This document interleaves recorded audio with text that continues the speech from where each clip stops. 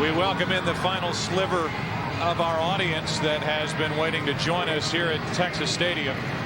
And for the Dallas Cowboys, coming in at 12-1, taking on a Philadelphia Eagles team. Not only are they 5-8, but they have been heartbroken week after week. The style with which they have lost, and a team that has lost their last 3 by a total of 10 points. Rather short kickoff is taken by J.R. Reed. Runs straight ahead, crosses the 30, and decent starting field position for the Eagles. Carpenter on the tackle after a 19-yard return by J.R. Reed. So here is Donovan McNabb, back as the starter last week after suffering the ankle injury, the thumb injury. Longest completion was 19 yards, and he has been suffering yet another dose of criticism at home. It has been that way almost since he started with the Philadelphia Eagles. And now, after watching what happened last week, an offense that didn't move the ball, McNabb not throwing the ball downfield, Feely seemed to move the team better. Here he is at controls in Dallas. And out of the backfield, Brian Westbrook, the featured player for this Philadelphia Eagles team, picks up 5. Aikman Adele on the stop for Dallas. You talk about Donovan McNabb coming into this game, and we all know that he had the major knee surgery last year, and everybody that I've talked to and everybody that I played with back when I was playing that had a similar reconstructive knee surgery, they always say it's year 2 before they feel that they're at 100%. No question that knee is still not ready for Donovan, and that limits him in his mobility. Blitz from Dallas, quick throw and completion to Kevin Curtis. Depends on the spot. We'll take a quick game break, and let's go out to Kurt Meneby. In overtime, Baltimore going for the win against Miami. Matt Stover from 44 yards out misses it. First time in his career in 6 chances he's missed a field goal in overtime, and they're still playing. Dolphins still with a chance. All right, Kurt, thanks. So we will see if Miami finally gets their first win. They gave Curtis enough for a first down here. Ball at the Eagles 42. And it'll be 1st and 15. Larry Nemmers is the referee. Full start offense, number 79. 5-yard penalty, still first down. Because of disciplinary action last week, Todd Herman started the game on the bench. Nick Cole got the start at left guard. And the Eagles actually went down the field and scored a touchdown against the Giants. But it was another heartbreaker as a 57-yard field goal try by Akers hit the upright. And it turned into a 16-13 loss to make them 5-8. Yeah, and last week's game on that opening possession, the way they did go down and score the touchdown, it looked like it was going to be a pretty good offensive day for them. They didn't do much after that. Westbrook on 1st and 15. Shakes a tackle, gets it to the 45, picked up 8. And I really think that's going to be the key for this Philadelphia's offense in what we just saw there, and that is Brian Westbrook between the tackles. Think back to last week and the job that the Detroit Lions did running the football, and that's where most of their yardage came as well. This is a defense that's built on speed. Very difficult then to get out on the edges, and if you're going to have success, go right at them.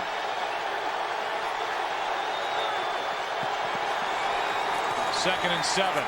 McNabb down the middle for the tight end. Schobel incomplete, and Schobel got hit by Hamlin, and both are down.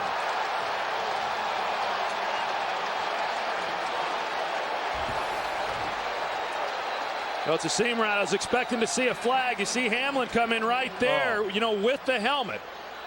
Helmet to helmet on a defenseless receiver. They're really, by the letter of the law, that should have been a penalty. Well, the Eagles are already without L.J. Smith, and Schobel needing a lot of help to get off the field after that vicious hit. Schobel was helped off the field. Andy Reid was in the ear of Larry Nemmers and in the face of Larry Nemmers, making his case that should have been a 15-yard penalty for a helmet-to-helmet hit on a defenseless receiver. He is still upset about it. That's the helmet of Ken Hamlin. He came to the sideline as well. It's 3rd and 7 for the Eagles.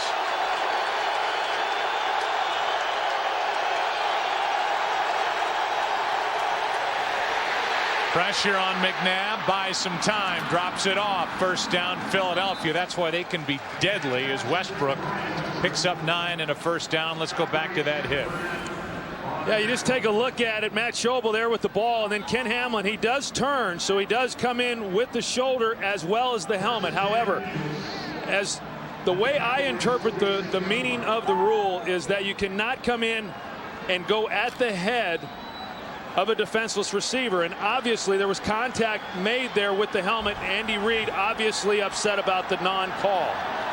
First down nonetheless, as Westbrook just picked up his league-leading 88th first down of the season. McNabb slings it, incomplete.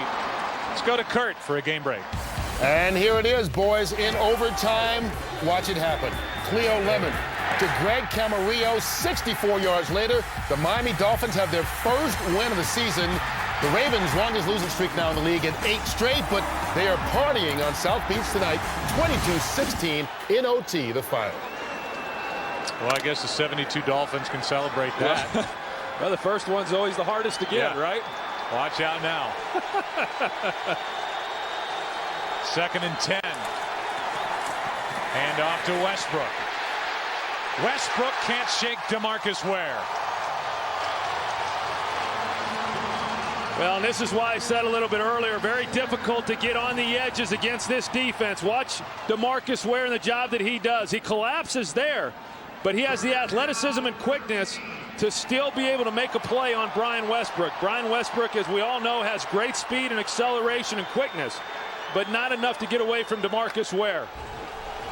3rd down and 13. Ware got that right hand up on the face mask of Westbrook. No call.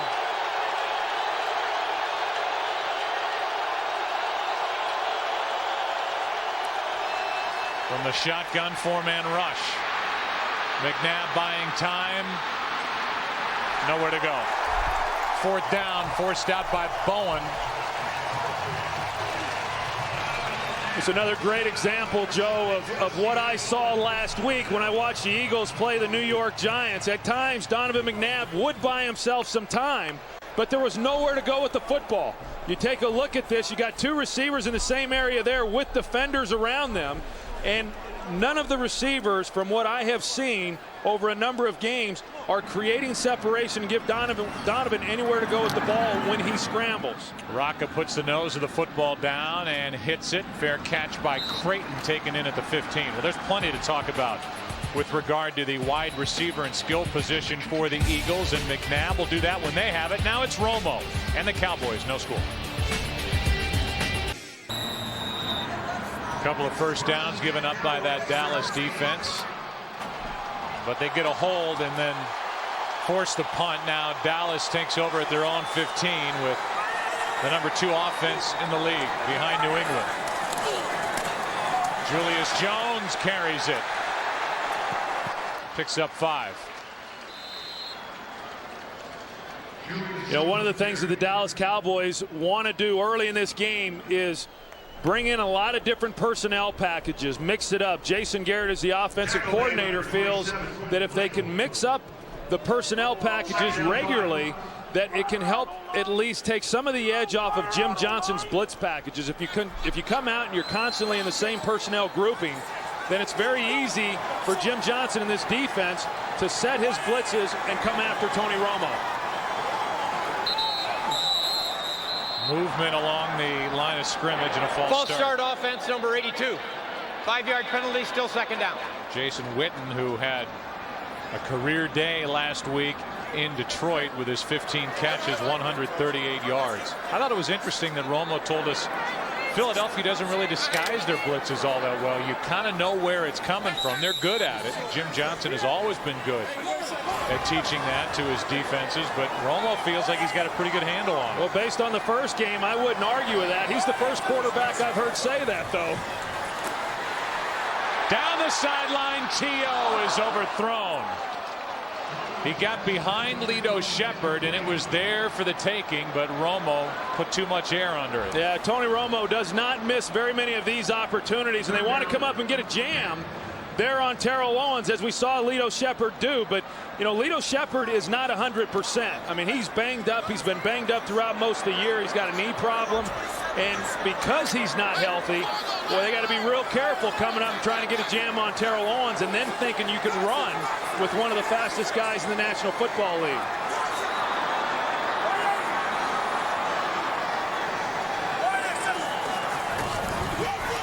Four-man rush. Romo's in trouble. Buys some time. Throws on the run and completes. And now the ball's dropped. In and out of the hands of Sam Hurd. He had it for a moment, and that is vintage Tony Romo, buying time, finding a receiver, but Hurd couldn't take care of the rest. Yeah, that's the other part of it. I mean, when you get a chance to then make a play on Tony Romo, you still got to bring him to the ground. And that was a heck of a throw by Tony Romo, scrambling out to his left, and just a drop ball by Sam Hurd. And a challenge coming from Wade Phillips.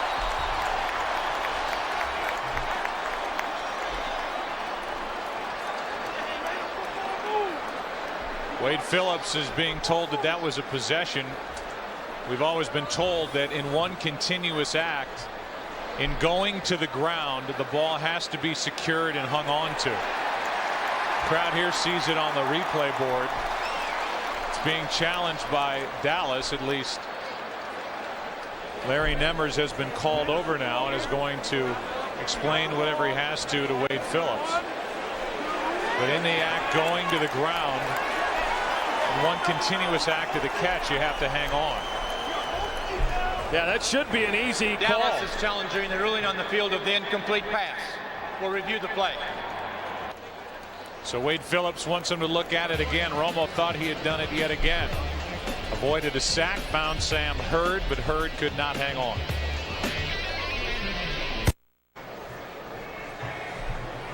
We'll get the call here momentarily from Larry Nemmers, who spent about 10 seconds under the hood. After reviewing the play, in the National Football League, the receiver must control the football throughout the process of the catch. This receiver was going to the ground on his own, did not control the ball. Therefore, the ruling on the field stands. It's an incomplete pass. Dallas will be charged with their first team timeout. How'd you like the little preamble? As opposed to the collegiate game or arena football or XFL or this here is the NFL. And in the NFL, you know what? Sometimes we have to be reminded that it is the NFL. That's right. That was a pretty easy call, and so now it is fourth down, and Westbrook. How about this? Brian Westbrook is waiting for the punt. Westbrook, one of the best at doing just that. Breaking tackles, returning it for 9 yards. Carpenter on that last tackle. Tony Romo did what he could on that third down and 10. Avoiding a sack, finding a man, still no score here at Texas Stadium. Everybody with our group at Fox extends our best wishes to Gene Michael, who's recovering from surgery down in Florida, lead video technician. Get well and get back. First down and 10 for Philadelphia. Second possession, no score. Westbrook's been busy already and coming through is Ratliff, who was just rewarded with a contract extension during the week, a loss of 1.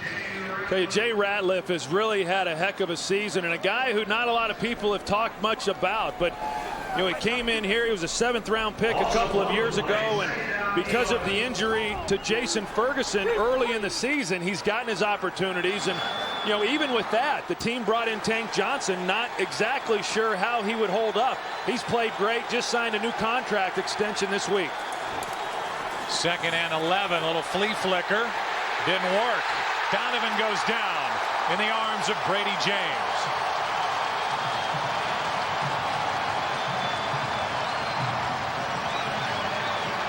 He wasn't alone. DeMarcus Ware was back there also.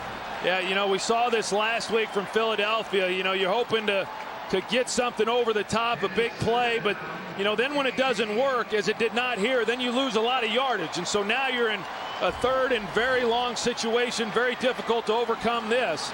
You know, considering the fact that you found yourself with great field position, and then now to not be able to do anything with it. very frustrating, and that's kind of been the way things have gone here for this Eagles offense. It's 3rd and 18 now. A screen for Westbrook. Picks up 6, and Tank Johnson chased it down. Brings up 4th down. So the Eagles got the great field position, did 0 with it, actually went backward with that possession. And a punt is coming from Sav Rocca with Patrick Creighton waiting deep. Well, I know this Cowboys defense, not just this week, but all season long, has gotten real tired of talking about their play and how they've hurt the football team. They say, hey, we're 12-1. Our defense is 12-1. Creighton takes it in from about the 7 and can't make it back to the 20. An 11-yard return after a 48-yard punt. Dallas and their offense back on the field, no score. Here's what's already happened today. The Dolphins get their first win, which may say more about the Ravens. The Buccaneers clinched the NFC South with their win against Atlanta, got their first kickoff return touchdown in team history, and because of Seattle's loss, both the Cowboys and Packers have already clinched first-round byes. Marion Barber out to the 20. Game break time. Here's Kurt Menefee. Guys, on the pregame show, Howie bet that his old buddy Matt Millen's Lions would beat Jimmy's assistant Norv Turner's Chargers. Right now, Jimmy's in control early thanks to an LT touchdown. It's 7-0. Joe, Troy, and Pam, it wasn't a risky wager, if you remember. It was where they would spend their vacations together. Why did they take him out of my ear? It was where they would what? All I know is when that score popped up, it got a little smile on Troy's face. Yeah, I think I know what Jimmy wants if he wins the bet. This pass is behind Fasano, the tight end, and it brings up 3rd down and 7. What does he want? What does your old coach want? You know, I mean, there's some things that Jimmy likes in life. Okay. Right? Boats, the stock market, gel. Tony Romo, he's got 3 incompletions, 2 more, and he'll match the number of incompletions he had in the entire game. And the first matchup between these two teams, in that game, he was 20 of 25, over 300 yards passing. Had a pretty explosive game. But that graphic showed you that he's kind of used to slow starts. Creighton, it's behind him, and it's a 3 and out. So for whatever reason, Tony Romo in this Dallas offense, which Troy alluded to in our open, has scored at least 24 points in every game all season long. They just stumble out of the gate, and then they seem to get their legs under them, and then in the second half they almost become unstoppable. Yeah, but I think in this situation right now, Joe, I think that the way that the Eagles defensively have played here in the first 2 possessions defensively, that they've got to feel pretty good about it. They're going to start gaining some confidence as this game goes along as well. Reno Mahe hauls it in from inside the 30, gets to the 30, and that's it. After a 54-yard booming punt from Matt McBriar. 3rd possession, Eagles. No score, Texas.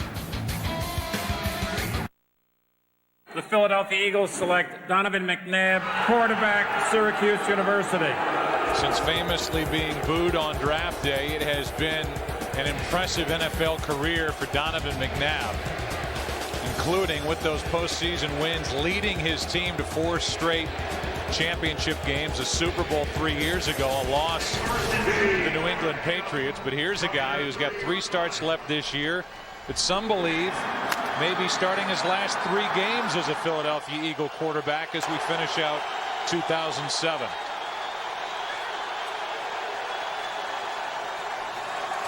McNabb looking for somewhere to go, and Newman almost walked into the end zone. Reggie Brown, the intended receiver. Let's go down for more on Donovan to Pam Oliver. Yeah, Joe, Donovan really seems to believe that his days in Philadelphia are numbered. When I spoke with him before the game, I got the impression that Donovan is a little hurt by what he sees as an organization distancing itself from him, that an organization that's overly concerned about the negative fan reaction to him. But Donovan told me point blank, my knee is not an issue. The next place I go, I will win. And also that he will keep a smile on his face for as long as he's in an Eagles uniform. Back to you. All right, Pam, 2nd down and 10. There's so much to talk about there. 4-man rush. McNabb buys time. Now will take off. And he's dragged down from behind. That'll be a horse collar and 15 yards on the end of it. And the very guy who they put the rule in, so Roy Williams rule, was the guy who dragged him down. Defense number 31, horse collar tackle. 15 yards added into the run. There's no arguing that one. I mean, that's an easy call, as you said. That's why they put the rule in, because of the tackle that Roy Williams actually had on Terrell Owens when Terrell was playing for the Philadelphia Eagles, and you just cannot grab the inside of the shoulder pad. They changed the rule this year. You can no longer even grab the jersey and yank them down like that. It's a very dangerous tackle. A lot of players have been injured with that tackle. So with the call, it takes the ball all the way to the 38-yard line of the Cowboys.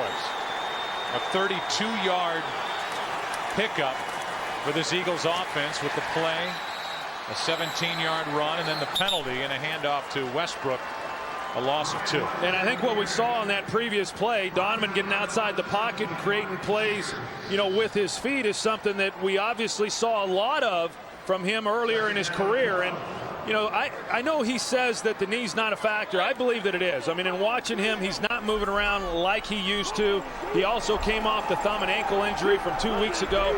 I don't think he's completely healthy, but I do understand where he's coming from, and that, it sounds like he's pretty much resigned himself to the fact that, that he's not going to be back with Philadelphia next year.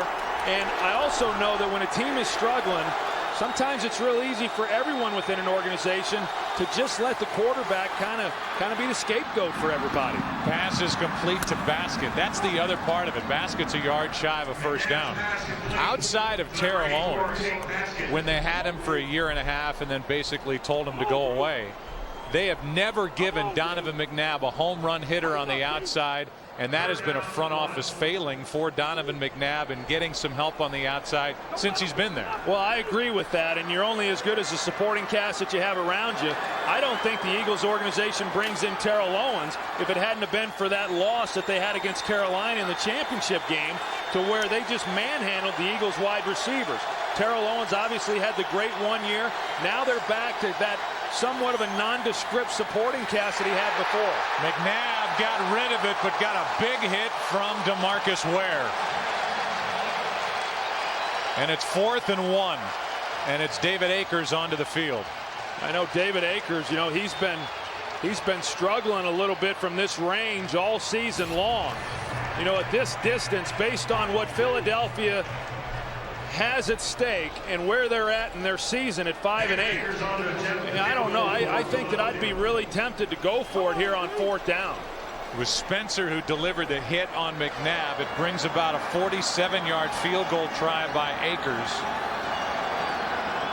2 out of 9 at over 40 yards this season, and this one is no good as he hits the upright. Hard to believe that a guy who has been known as one of the best in the NFL is now 2 for 10 at 40 yards and more this season kicking the football. And just a little glancing blow off the upright. Yeah, the miss he had last week that would have sent that game into overtime against the New York Giants, and early in this game, because what happens is, because David Akers, who, as you said, has always been one of the best in the league at kicking field goals, this year has been a struggle. And with it being 4th and short, go for it. If you don't make it, well, you're giving the ball up. But right now the Cowboys are getting great field position due to the miss. That was Akers' first miss in his career at Texas Stadium. Pass is behind Sam Hurd. And let's check in with Pam Oliver.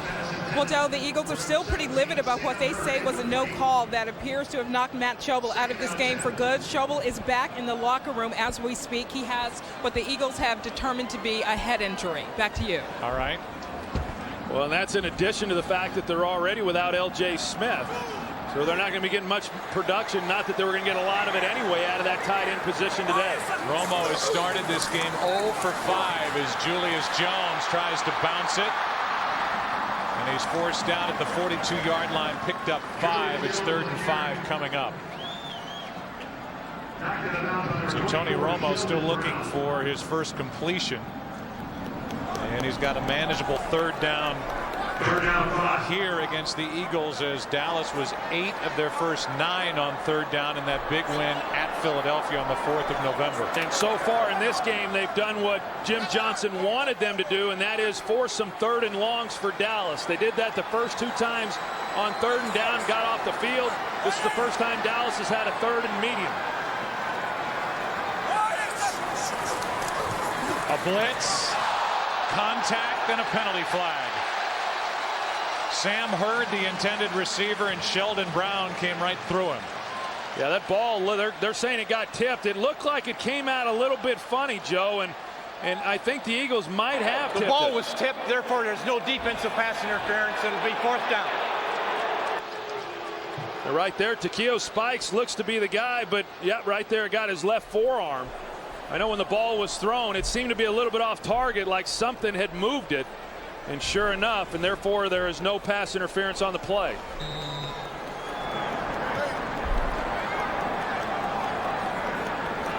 So now McBriar with another punt. 3 possessions, no first down so far for Dallas.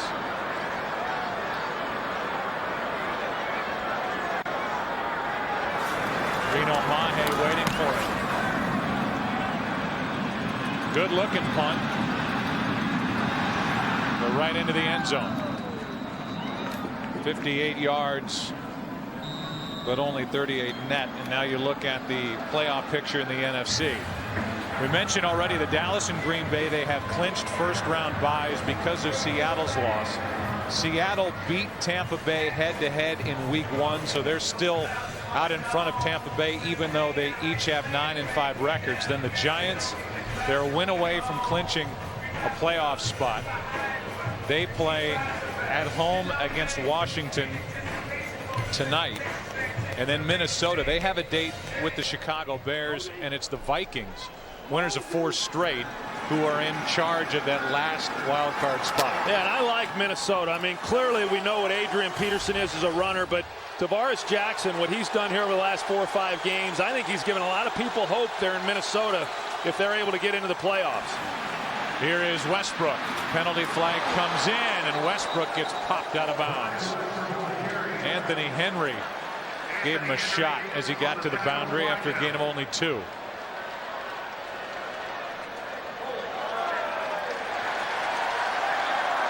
Repeat, first down. I believe Larry Nemers said it was against Jamal Jackson, the center.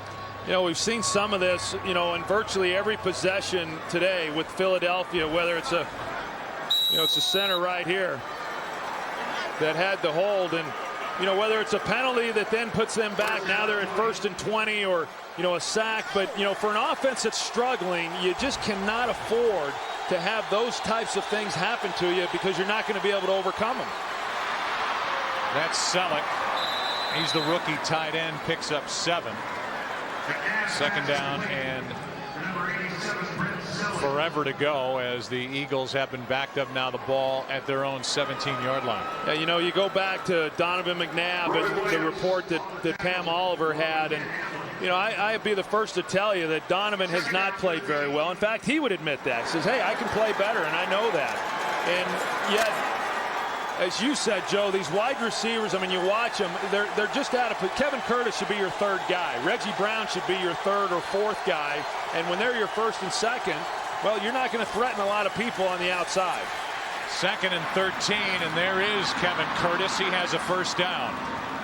Wrestled down by Anthony Henry after a gain of 15. What didn't look good, however, for McNabb was the end of the year last year when Jeff Garcia came in.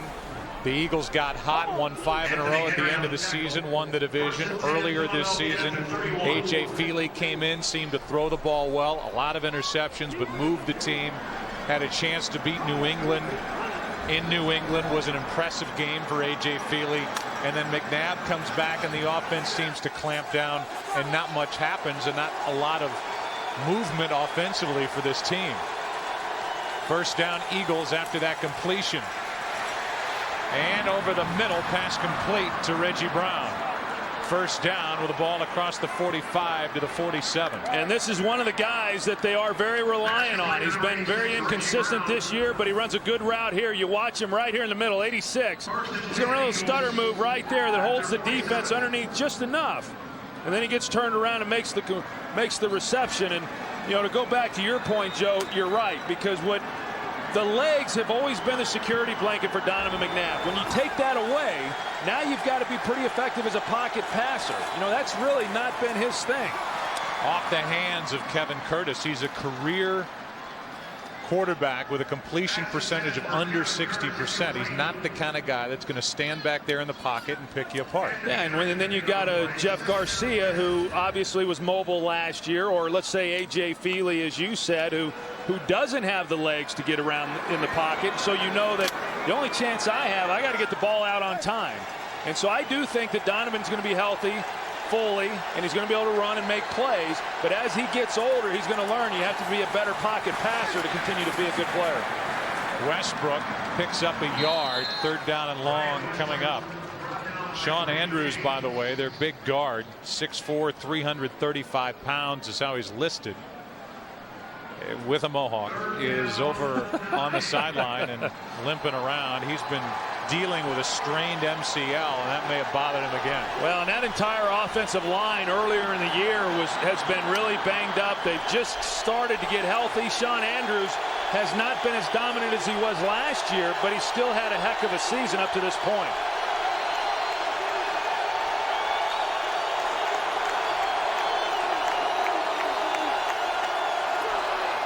Third down and 9, and they will blow it dead. A quick 5 yards for the Eagles to pick up here on the call. Defense offside, number 94, unabated to the quarterback. 5-yard penalty, still third down. That's DeMarcus Ware, who came across. Makes it 3rd and 4. You know, they've gotten so sophisticated, offensive football teams have, with the silent snap. I mean, used to, when a quarterback raised his leg, there was 1 second once the center put his head down, the ball was being snapped. And that's why, you know, you see these defensive linemen trying to get a big jump. Now they actually make the call in the huddle that, you know, he may raise his leg and the center may raise his head twice before he snaps it again, so the defensive line can't get that jump any longer. Pressure. Newman coming on a blitz, and the pass complete for a first down to Curtis. And time is running out now on the first quarter. That'll do it from Irving, Texas. And who would have thought this would be a scoreless game after a quarter, with the way the Cowboys have been playing offensively. Good start defensively for the Eagles. Philly with a first down on the move. The NFL on Fox will continue after this.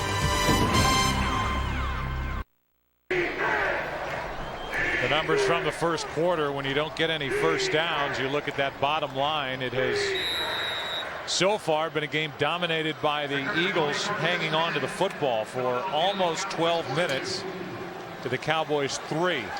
First down for Philadelphia at the Dallas 42.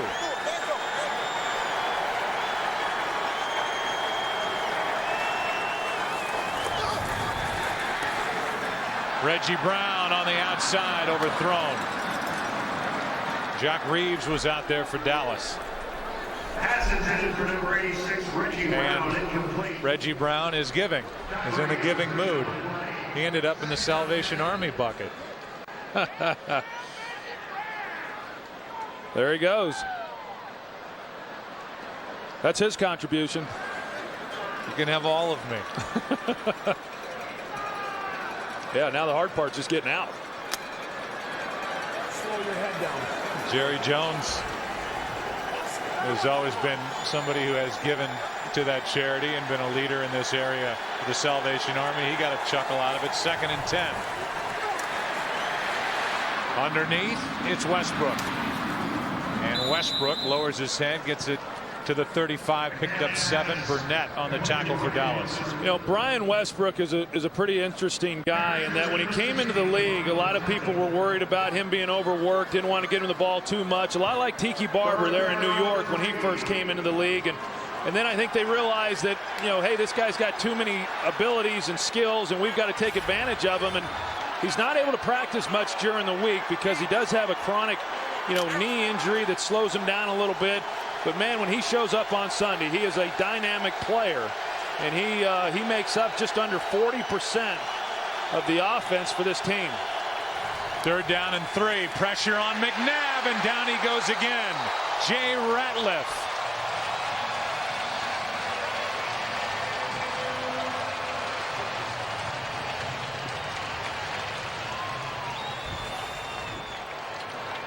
Jay Ratliff right there in the middle. You see him get pretty good push right there. Of course, they've got Sean Andrews out, so Max Gene Giles is the guy who he was lined up on, was just able to take advantage and get back there for the sack. So missing Sean Andrews. Jay Ratliff took advantage of it. And now Rocca will hit it over the head of Creighton and into the end zone. Eagles had a couple of players in position to down it. But Dallas will have it, still looking for their first completion from Tony Romo. Still don't have a first down, and Reggie Brown, let me out. No score. Troy, don't you just wonder what it must be like to be the starting quarterback for the Dallas Cowboys? And to think it all started when he won the Gobbler last year on Thanksgiving. That takes credit for that? Well, yeah. Don't you give it the credit for that? Absolutely not. I think it's Tony's False personality. start offense, number 76. 5-yard penalty, still first down. Flozell Adams a bit distracted, as we all are. He was guilty of a false start. So, the cat's clearly out of the bag. And, at some point, Tony's been very good about dodging questions and avoiding that topic. But here's Jessica wearing a Dallas Cowboys jersey with a pink number 9 on it. And I don't think the results are too good for old Tony. 0 for 6. Barber out to the 20-yard line and just beyond. Back to the original line of scrimmage, 2nd and 10. Marion Barber, Joe, I thought it was interesting when we had a chance to visit with him on Friday, and he was very reluctant to even come into the room and visit with us, not because he didn't like us. There are some in that category. Yeah, there are several in that category, but Maury is just so shy, and it's amazing. He's so mild-mannered and soft-spoken, and then when he gets out on the field, he's like the Tasmanian devil. It's just a complete transformation in personality. 2nd down and 10. Quick throw, and there's the first completion. Romo's favorite target, Jason Witten. That's his 81st catch. He came in tied for the 2nd spot overall in receptions in the NFC with his 80 catches. He's just having a phenomenal year. Well, he is, and him and Tony Romo just have a great feel for one another. And I know I had the same thing with Jay Novacek in that he does things that you don't even coach, but as a quarterback, you know where he's going to be, he's going to find the right space, and so you hang with him a little longer than what you might somebody else, and then you just stick the ball on him. We saw that all last week against Detroit. Another example of it there. Hey, draw,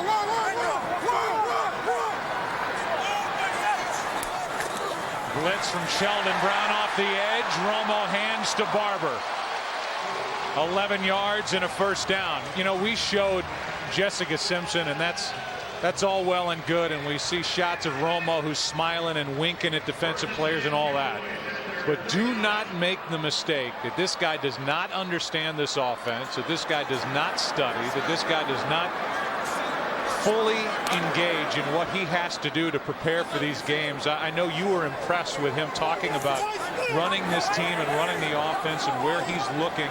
He is everything you want. Doesn't take long visiting with him to know that he understands exactly where he's going with the football every time he drops back. Throws for Witten. Good move in the open field, and Witten is down inside the 10.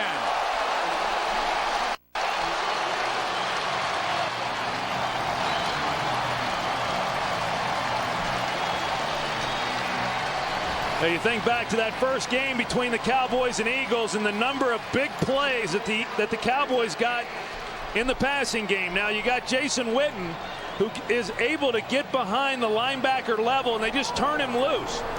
You know, the safety there was threatened so much by Terrell Owens on the other side that he was unavailable there to then jump the route by Jason Witten, which created the big hole there in the secondary.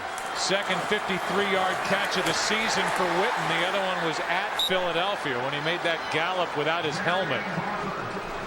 You remember that picture. It's second down and goal, and that's leading all NFL tight ends. So all the talk about Antonio Gates and Tony Gonzalez and all the great ones that are around in the NFL, Kellen Winslow. It's Jason Witten who is tops in catches and yardage. Yeah, and he's a great blocker, and he's extremely tough. I mean, this is a guy a couple of years ago, he was playing with a broken jaw. I mean, he's the type of player you want on your team, and I think he really epitomizes what this Cowboys offense is all about. Romo with time throws it out of the reach of Terrell Owens and may have been throwing it away. Nothing was there. I thought it was interesting earlier in the year in talking with various coaches, Bill Belichick being one of them, and at that time they really felt that Jason Witten was the guy who drove this offense other than Tony Romo. And so teams would come in earlier in the year and they'd say, well, we got to slow down 82 and keep him from making big plays. And then Terrell Owens got on that roll. And then everybody kind of changed their tune, including Jim Johnson. And he says, we have got to control Terrell Owens. And Terrell Owens had a huge game in that first game against the Dallas Cowboys.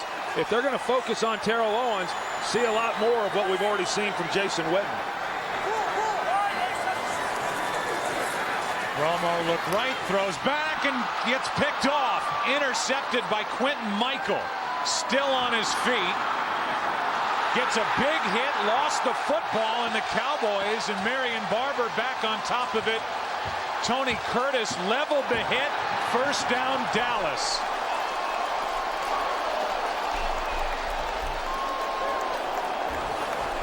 Well, let's see if his body was down, if his knee was down before the ball came out first. Hard to tell from there. A lot of bodies in the picture. Romo and the Cowboys are lining up,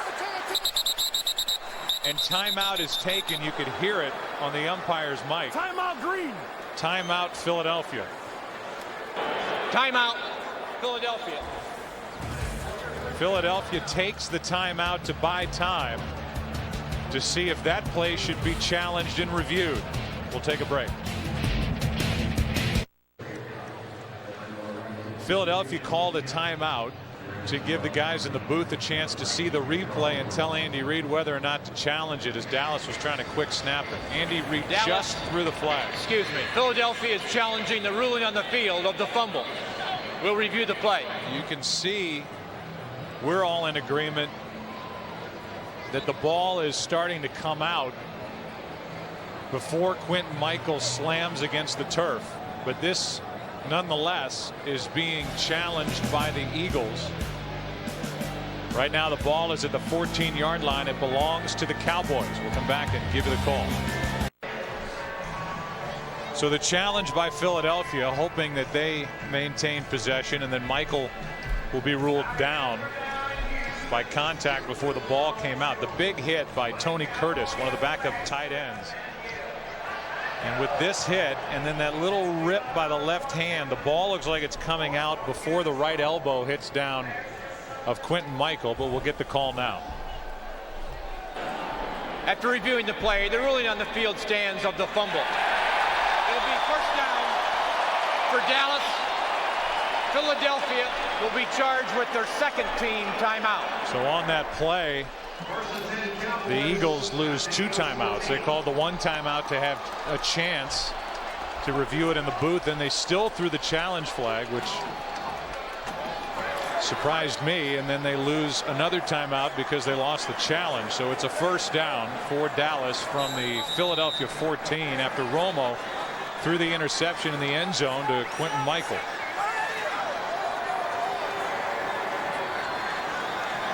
Only the 8th interception by this Philadelphia defense all year. Barber goes nowhere. In fact, lost a yard. Brian Dawkins came in to make the play. Well, the good thing for Philadelphia, at least defensively, is that they are the #2 defense in the red zone. I mean, they've done a great job all season long of keeping teams out of the end zone once they get inside the 20-yard line. Now, they did it once with the interception. Now they're going to have to try to do it all over again. But last week against the Giants had first and goal from the 1-yard line and had to settle for a field goal. It's a very stingy defense down in this area of the field.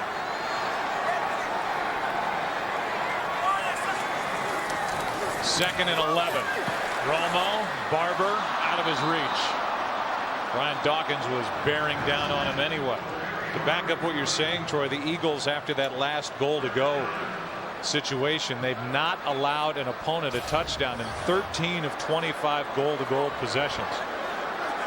That's the second best percentage in the NFL, and Romo has just had an awful start, 2 of 11. Yeah, and now again, Jim Johnson gets him into a 3rd and long, which is what he was telling us yesterday he had to do, and they've done a good job of that here in this first half. Terrell Owens across the middle, a lot of traffic in there, and Owens, I don't know if he saw the ball or not. It's incomplete, 4th down. Well, what's interesting is that Tony Romo just let that one go, but it looked like that he would have either had Anthony Fasano coming out one side or Terrell Owens there. Either one of those guys, if he's able to get them the ball, there's a chance for them to run and maybe even get into the end zone. Anytime the ball's thrown, when right at the point where those receivers are making that cross, it becomes pretty congested there over the middle of the ball. The rookie has been outstanding, and Nick Folk is good from 33 yards. So the first points are on the board. It's 3 of them. They belong to the Cowboys.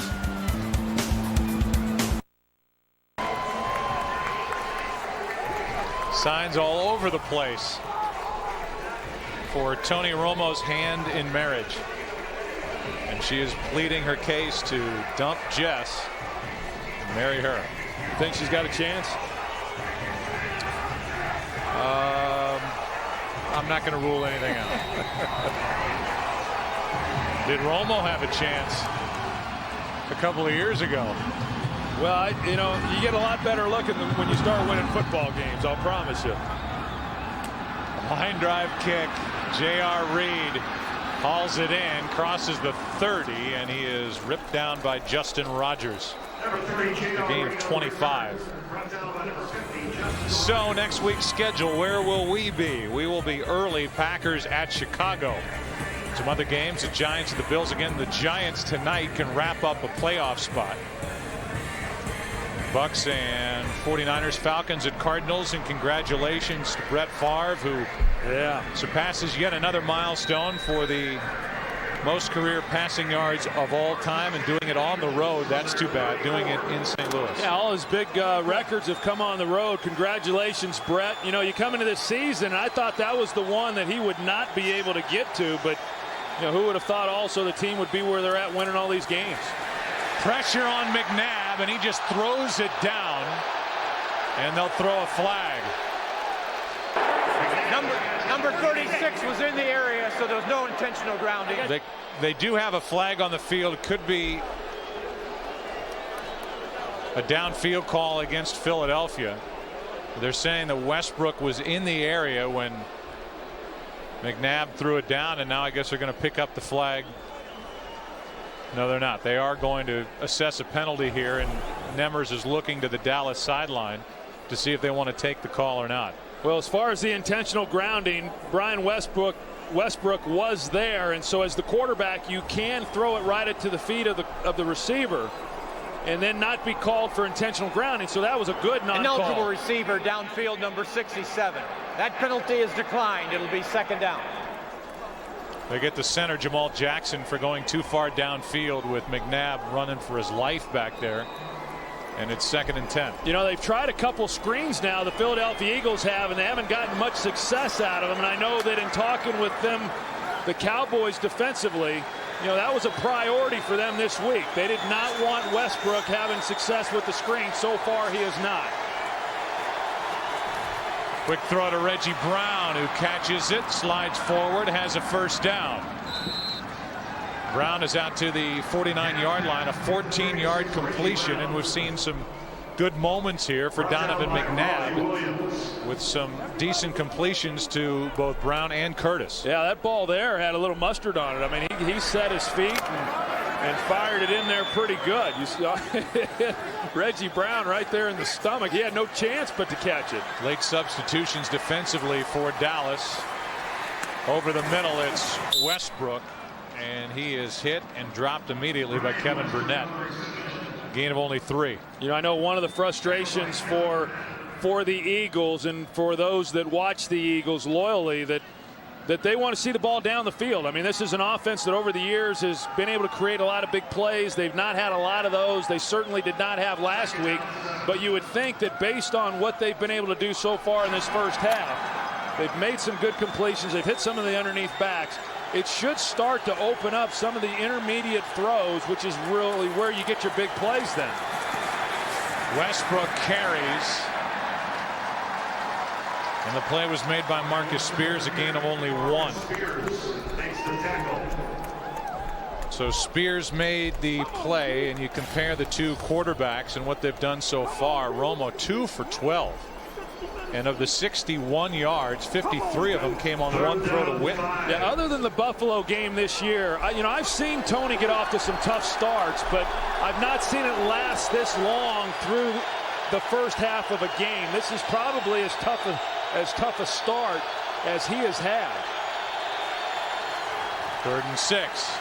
McNabb over the middle, threw low. He had his tight end Selleck wide open, and McNabb could not hit him, and it's throws like that that frustrate Eagle fans. Yeah, that's kind of goes back to what I was talking about a little bit earlier. If you're not going to be able to run as well as what you once were prior to the injury, then those are the throws you just have to make, because if he completes that pass, it's a first down. Now you at least come away with a field goal on this possession, maybe a touchdown, but instead you're forced to punt.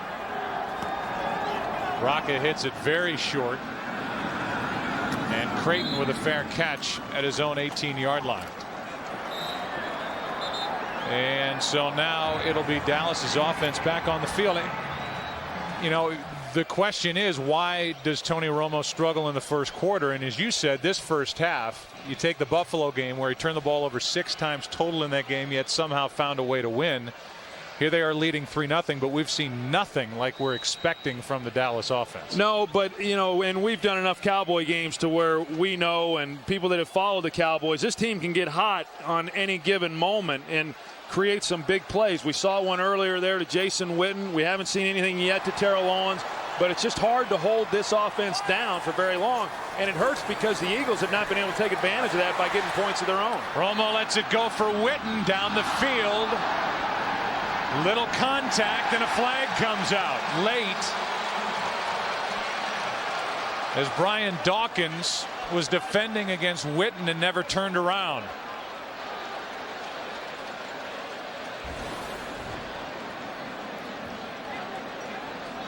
Well, there's Witten. You got Dawkins who's on him, and he never gets turned around to try to make a play, but there was not contact that was made. Now the official over there had his back to the play and was actually, well, you see Dawkins actually come in with the right arm. Did not see that from the first look. But I'm not sure if they're calling pass interference or if the official ran into someone with the Eagles on the sideline as he was trying to make the call. Yeah, A.J. Feely got tangled up with that official down there when he was trying to grab for his flag. Unsportsmanlike conduct on Philadelphia. The official ran into a player on the sideline while covering the play. That 15-yard penalty will be assessed from the previous spot. First down. Watch on the right side of your screen right there. That, I believe, is A.J. Feely, who's got the hat on backward. That is Feely, and the official ran into him, then couldn't see. As the official turned around, that's when Dawkins' right hand slammed down in the face of Jason Witten, who right there is thinking he's getting a pass interference call. Well, and you see that white line there. I mean, it's pretty thick across there, and that's an area that the players and coaches are not supposed to be standing in. I mean, that's the area where they say, hey, you got to give us this for the officials to be able to work the sideline. And I mean, it's when you're a team that's struggling, it just seems like these types of things continually occur. You get an interception, you fumble the ball back to Dallas, and you have something like this on the sideline. Julius Jones is brought down immediately by Omar Gaither, the middle linebacker. It's been hard enough on this this defensive unit all season long. I mean, you look at their year, and they've lost 3 games when they've only given up 16 points. They lost a 4th game when they only gave up 19 points. And if the offense for the Eagles had scored 21 points in every game this year, the Eagles would be 8-4 with one of those games being a tie. I mean, defensively, they've played pretty good football. 2nd and 9. Romo would agree with that assessment as Witten spins around and gets a first down. Turned Chris Gokong around, and in so doing picked up 10 and a fresh set of downs for Dallas. We were there last week in Detroit when Tony Romo, not only did he not complete a ball to Terrell Owens in the first half, never even looked in his direction. We talked to Romo about it. He said, "Did you feel Terrell Owens staring daggers through you?" I said, "No, not really. We're beyond that kind of stuff." Yeah, I feel that every week. A toss to Jones running right. And Julius gets back to the line of scrimmage. But I also know that, you know, because look, I mean, Terrell Owens is their explosive player, and we see it around the league, and not making excuses for Terrell Owens, but these guys want the ball, and it's not like if a running back wants the ball where you just come back and hand him the ball and let him go with it. And so last week he didn't get a lot of opportunities, and they're feeling a little pressure. You know, Jason Garrett and Tony Romo and the rest of this offensive staff feeling a little pressure trying to get the ball to Terrell Owens today. So far they've not been very successful. Backpedaling as he throws, that's Witten. And Jason Witten is brought down right at the marker. It depends on the spot. Witten has all of the catches so far for the Cowboys in this half. Well, he may have 20 catches by the end of this game, because that's a route that he runs every single week. There's nothing new about it. He comes off the field vertically, up the field, he breaks to the outside, and when you're matched on a linebacker, it's very, very easy. And so what you've got to do is you've got to be able to play him man-to-man in coverage. In zones, he just is able to get away from those guys, and he really is a mismatch. I mean, he creates a lot of problems with teams trying to match up against him. Julius Jones, Takeo Spikes. What a play by Takeo Spikes. A spike of the football, but no flag, and a loss of 4 on the play. Yeah, you know, we saw it last week. Detroit got called for spiking it, and then here, I mean, this is what the rule is. When you get tackled here and it's not a scoring play, you cannot slam the ball to the ground. And Julius Jones got away with it. As minor as that is, I mean, we've seen a lot less that has been called this year. 4th tackle in this half for Spikes, and it's 2nd and 14. We talked about how hard it is to run outside on the Cowboys defense. It's been equally as difficult here against this Eagles team. Romo underneath Fasano. The tight ends have been busy, and Fasano gets to the 40. 4 yards short of a first down. 3rd and 4. So 3rd down and 4 for Tony Romo, who has yet to complete a ball to a wide receiver. Meanwhile, while all this is going on, and this is a Dallas team that's 12-1, Terry Glenn is starting to practice again, and that's another big weapon. If he comes back and is healthy after 2 knee surgeries, that could take some of the load off Terrell Owens and the attention off Terrell Owens, who's at the top of the screen. Rolling right, they throw that direction, and it's picked off. And who else? Lito Shepherd. Lito Shepherd now with 8 interceptions against the Dallas Cowboys. Well, watch Lito Shepherd. He's cluing in on the quarterback the whole way, and then as soon as he sees Terrell Owens stop his route, he knows that the ball has to come out. It was one of the few times here in this first half that the Eagles have matched up on Terrell Owens one-on-one, man-to-man. But Lito Shepherd reading Tony Romo as he came out on his drop and got a great drive on the ball. I'll say this, that looked to me like the first time we've seen them try and force the ball to Terrell Owens. It rolled right. I would agree. And Lito Shepherd baited him right into an interception. Terrell Owens held without any catches in this half They tried to get it to him, and Tony Romo threw the pick. And that means that Lito Shepherd has 8 of his 17 career interceptions against Dallas. And we're approaching the 2-minute warning here as the Eagles have 2nd and 1. They have 1 timeout left, and they're trailing by only 3 here at Texas Stadium.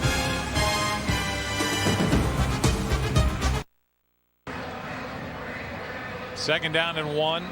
Same as last week in the Detroit game. No catches in the half, and Terrell Owens unhappy over on the bench. And for Tony Romo, a 9.8 quarterback rating here in the first half, proving it's never easy to play in front of your girlfriend. Yeah, well, well, if your girlfriend's Jessica Simpson, probably not. 2nd and 1. Eagles down by 3. And a first down for Philadelphia as Westbrook hits the pile and forces his way for 3 yards. And that's why I think, I mean, you look at Tony Romo, obviously he is struggling. This offense is struggling, and yet the Cowboys still lead 3-0. I mean, so that doesn't bode real well for Philadelphia. We all know that Dallas is a second-half team. You know, they have come out in the second half, played very, very well. And so then that makes this drive for Philadelphia extremely important for them. Out of the shotgun on first down. McNabb is dragged down, and having the game of his season is Jay Ratliff. You know, and that's a great example right there, Joe. I mean, that's a play that Donovan McNabb would never get caught on. And I think that, you know, that's been the frustrating part for him, is it's been defensive linemen that have been able to drag him down and keep him from getting bigger plays running the football.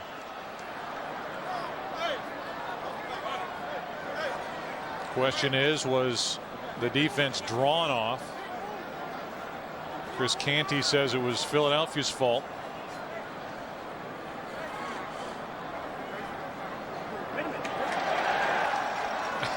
Well, just as Larry Nemmers is about, it's a false start on Larry Nemmers calling a false start. False start offense, number 67, the center. 5-yard penalty. Still second down. It's Jamal Jackson again. I'm not sure exactly what it is that he's doing that he's getting called on. I mean, he looks between his legs, and then, you know, he drops his rear end pretty good, and, you know, but there's no, I don't see any false start that he should be getting called on. Jamal Jackson now has been guilty of a false start, a hold, and being illegally downfield. Here's McNabb doing what he does best. First down and more. Inside the 15, ball comes out. And no sign yet from this officiating crew whether McNabb was down or whether that's a fumble. And the officials will get together.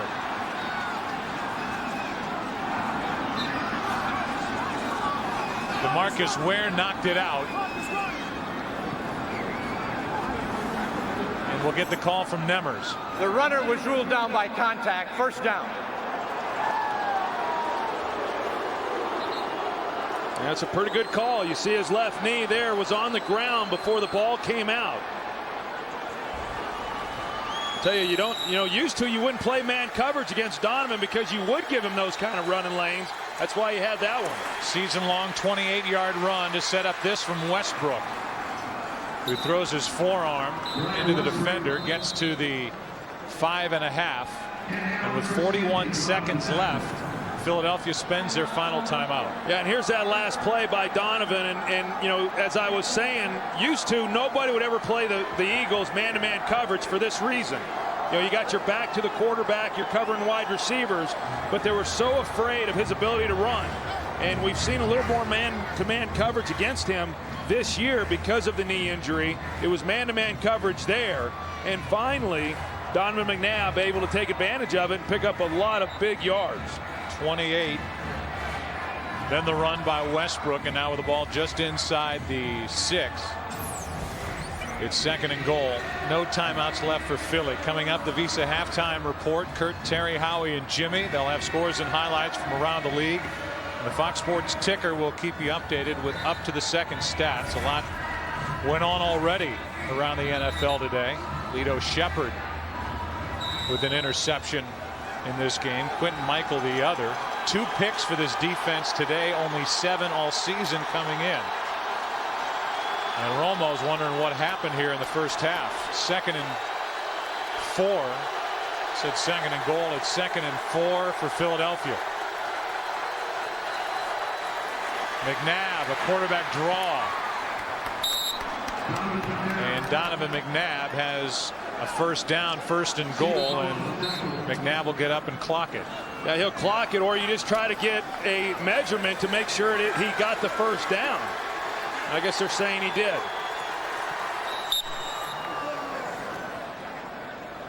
So with 20 seconds left, it's 2nd and goal. And even right now, you know, from where they're at, they could run it here and it would be close, but they could run it and probably still have time to clock the ball.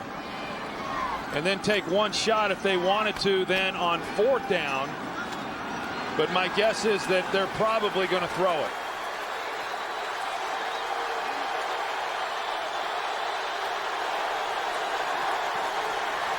McNabb flips, touchdown Philadelphia. Reggie Brown absolutely wide open, and Donovan McNabb has just put the Eagles on top with 16 seconds left in the half. Well, it's a good job. You see Reggie Brown, he just comes underneath because of the tight end there. Selleck, it allows Reggie Brown to come underneath, a little bit of a natural pick, if you will, and that's why Reggie Brown was as open as what he was. So Donovan McNabb throws his 15th touchdown pass of the season. 7-3 Eagles as McNabb gets his 167th touchdown pass of his career. And the drive started with the interception thrown by Romo, trying to force it into Terrell Owens. Lito Shepherd got the Eagles rolling. The 28-yard run by Donovan McNabb set it up, and then the little easy flip to Reggie Brown put Philadelphia into the end zone. Yeah, and then the touchdown, and you see Selleck there because he came off the line going vertical, and Reggie Brown coming underneath that, rubbing off of him. As you saw, Terrence Newman knew what happened. It was a natural pick, perfectly legal. But that's why Reggie Brown, sometimes you see a guy that wide open in the end zone, you say, hey, what happened? But that's what happened, and that's what allowed Reggie Brown to make that reception. So 16 seconds remain. Tony Romo at Philadelphia on November 4th in a 38-17 win was 20 of 25, 324 yards, 3 touchdowns. So far today, 5 out of 17, 91 yards, no touchdowns, 2 interceptions.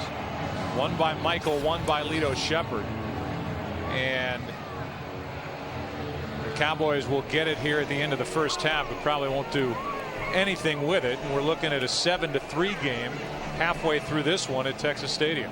Well, I know Jim Johnson was very upset about the way that his team played in that first game against the Dallas Cowboys. He would tell you it was our worst defensive performance. We gave up way too many big plays. We busted way too many coverages. He's got to be pretty pleased with the way his team has executed his game plan in this first half. Squib kick that is picked up and returned by Pat McQuiston. And so now 11 seconds remain in what has been a rough first half for Tony Romo. He's been off balance. He's missed some open receivers. He's had one deflected. He's thrown a couple of interceptions. You know, as a quarterback, you come out and you don't hit some balls early, and you've just got to somehow find a way to start completing passes again so that you can get back into a rhythm. I thought the missed throw there to Terrell Owens early in that game, which would have been a touchdown, you know, is one of those throws that, you know, kind of starts making you aim the ball a little bit more than what you'd like to. A 9.8 quarterback rating in the first half for Tony Romo, who started the day number 2 in the league at 107.7. But this has been a Dallas team that has been sensational in the second half. They'll have to be. 7-3 Eagles after a half. Visa halftime show coming up. The Visa Halftime Report is sponsored by Visa, proud sponsor of the NFL. Life takes Visa. And we welcome you to the Visa Halftime Report. Kurt Menefee along with Terry, Howie, and Jimmy. And I tell you what, the Cowboys keep this up. Jessica Simpson may wear McNabb jerseys. I know. I wonder if she's there waiting on me to get home. She's watching Donovan McNabb going to switch that jersey, Jimmy, at halftime. 1-yard touchdown pass to Reggie Brown, 7-3 Eagles all over the Cowboys. Actually, that's Jimmy's line. I stole it. Detroit at San Diego. Jimmy's glad, too. LaDainian Tomlinson out of the eye. Go off tackle. Pressure's there. Bounce it outside. Touchdown of 6 yards. 7-0 Chargers. Now we're going to line up same formation now. Can't go outside. Pursuit's out there. Take it back up inside the defensive end. Touchdown of 2 yards. 34-7 North. Turner got it going there. Indianapolis Colts travel out to play the Oakland Raiders. It is TJ rushing as he returns the punt. 90 yards for the touchdown. Look at him go, Jimmy. Howie, somebody talk to me. Hi. Thank you. That's all right. I don't want y'all to say anything anyway. 10-7 Colts on top of the Raiders. We're silent out of love. Green Bay clinches a first-round bye with that win. Carolina rides the rookie Matt Moore, their fourth starting quarterback, to his first win. The Buccaneers clinch the NFC South, blowing out the Falcons. New Orleans stays alive in the playoff hunt with a touchdown win over the Cardinals. Look at this. Jacksonville goes into Pittsburgh and wins that one by a touchdown. The Browns go to 9-5 on the year, shutting out the Bills. The Chiefs have now dropped 7 in a row as they lose to the Titans. The Miami Dolphins get their first win of the season in overtime, knocking off the Ravens, who have now lost 8 straight, and New England, a perfect 14-0 on the season. All right, Jimmy, you got lines. What about the Cowboys? All 5 completions by Romo to the tight ends. No completions to the wide receivers or running backs. Philadelphia's got the defensive secondary to take away the explosive players and the pass rush. Lost the last 3 games to 3 playoff teams by a total of 10 points. Pretty good football team. Yeah, T.O. frustrated a little bit in the first half. Started to see a little bit of that on the sideline. 3 catches last week, was shut out for the most part in the second half. They won, big game. Detroit on the road, took a lot out of them. Focus at the end of the year. Just got a rap from our producer. And I had some folks, you have no idea what I was about to say. It was probably genius. Loaded. But you know what? You can use it on the OT, which comes up after the game, including the second half of yours right after this. The Visa Halftime Report is sponsored by Visa, proud sponsor of the NFL. Life takes Visa. And the Tampa Bay Bucks NFC South winners. It is Baltimore at Miami. Troy Smith to Darling. It's spotted at the 1.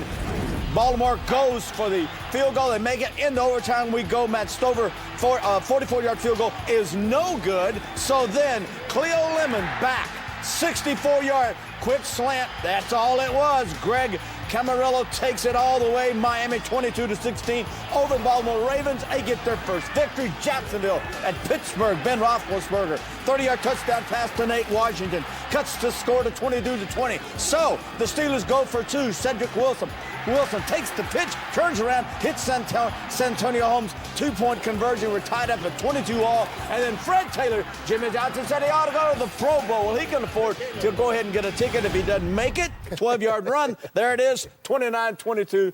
Jaguars take care of the Steelers. He keeps running like he did today. He's going to get a free ticket. Don't worry about it. Second half of your game comes up right after this in the Visa Halftime. That's our room. Donovan McNabb, 105 yards. That touchdown throw to Reggie Brown. 9 for 23 for Westbrook.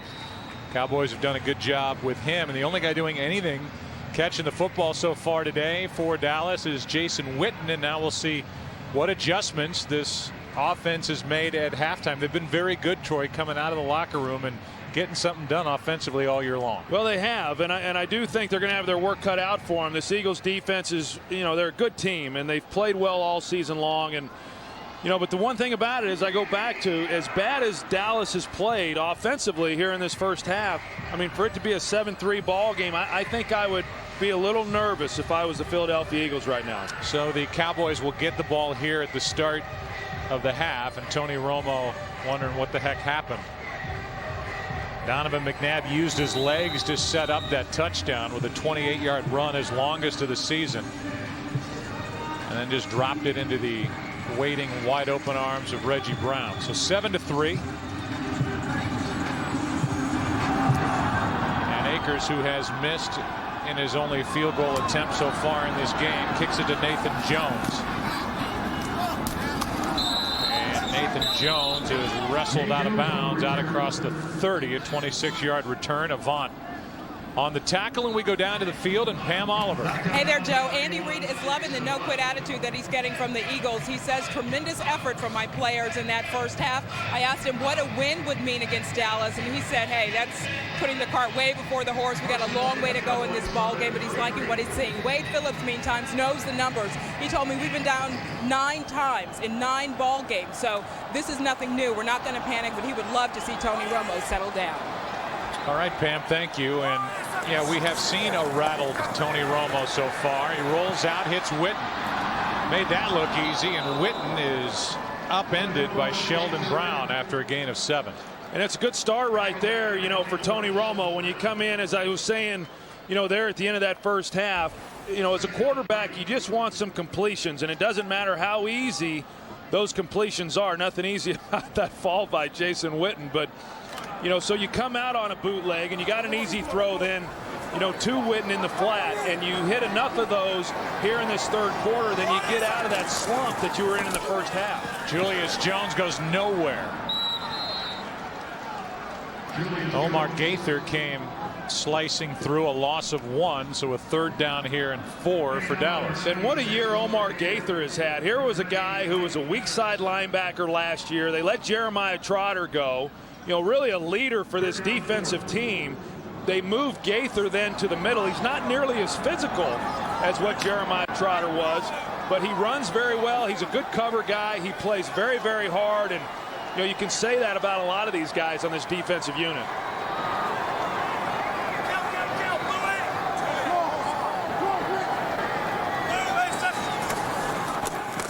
Handoff on 3rd and 4. Julius Jones, penalty flag comes in. Jones picked up enough for a first down, but it is a hold against Dallas. Holding, offense, number 63. 10-yard penalty, repeat, 3rd down. It's Kozar who's the left guard.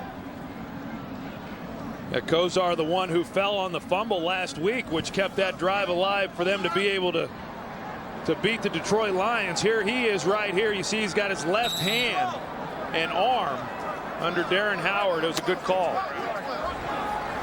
So it moves the ball back inside the 30. Brings up 3rd and 13. You know, Dallas coming into this game very good on 3rd down. 5th in the National Football League. Here today, however, they've only converted 1 time. Play clock is at 5.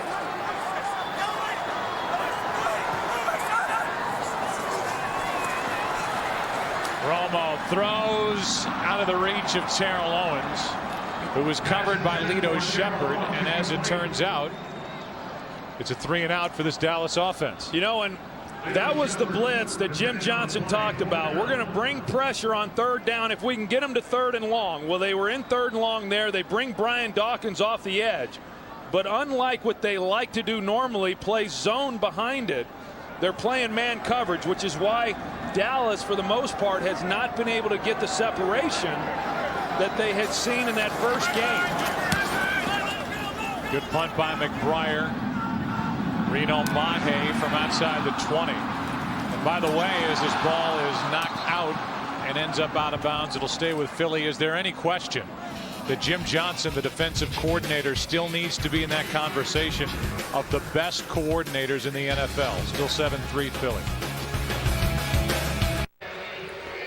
Great new spot to stop here in Dallas as we welcome you back to Texas Stadium. 7-3.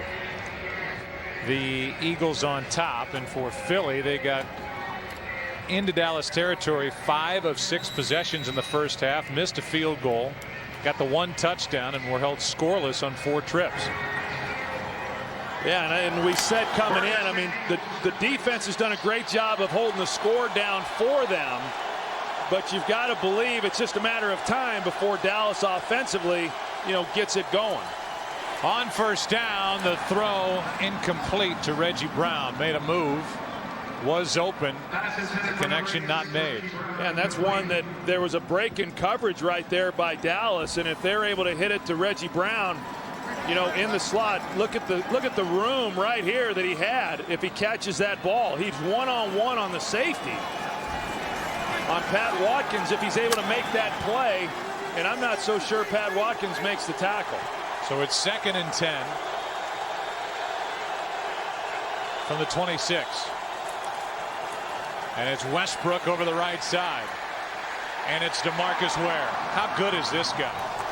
And when he wears number 94, as he wears it, he makes you think of your former teammate, Charles Haley, who played here in Dallas and has 5 rings. And they're a lot alike in the way in which they play. I mean, they're smaller guys, but they're relentless. They've got great speed, they've got great strength, and you just can't outrun him to the sideline. And we've seen the Eagles now try that a couple of times today. Actually, about a half a dozen times, and they've not gotten on the edge yet. I know the thought process coming into this game is we're going to run right at them. They did a little bit early, have had some success, but for the most part, they have just not been able to run the football very well. McNabb buys a little time, but he runs out. Ball comes out. Recovered by Philadelphia back at the 15. It was Anthony Spencer who made the play. And it brings up 4th down. Andy Reid was trying to call timeout as the play clock was down to about half a tick left. Well, and he's right. He's yelling at the official. I'm surprised that he was not able to get his attention. And the ball came out late, but yet the officials did not rule him down. It looked like his knee was clearly on the ground, both knees for that matter, before the ball was stripped. Lockett hits it. Cowboys should end up with good field position. As Creighton takes it on a bounce, goes backward, and ends up taking a seat at his own 34. Good coverage after a 50-yard punt, a return of -1 yard. 7-3 Eagles. Dallas with the football. That's what's happened the last 8 quarters for Terrell Owens. And while we keep saying the overall point, the exact numbers, the Cowboys have outscored their opposition in the second half 238 to 117 this season. Cowboys were slow to get off the line. Patrick Creighton downfield, hit in stride to the 25. What a throw.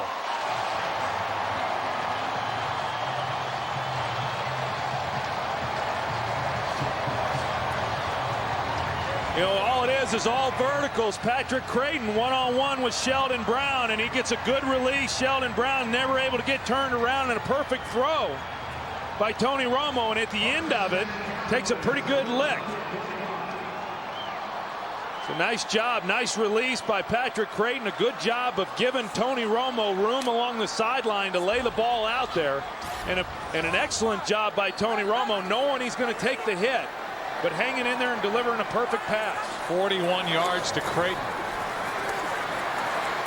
Now Creighton again, who has set career highs in touchdowns, receptions, and yardage this season, filling in for the injured Terry Glenn. He's had a nice year. Yeah, and give the offensive line credit. So far, Tony Romo has not been sacked. And on that last play, if it hadn't have been for the offensive line giving him the time to really look at all the receivers available before getting it off to Creighton. There's Terry Glenn, who's had 2 different procedures on his knee. Had arthroscopic surgery in September instead of microfracture surgery, hoping to get back, and he's practicing again.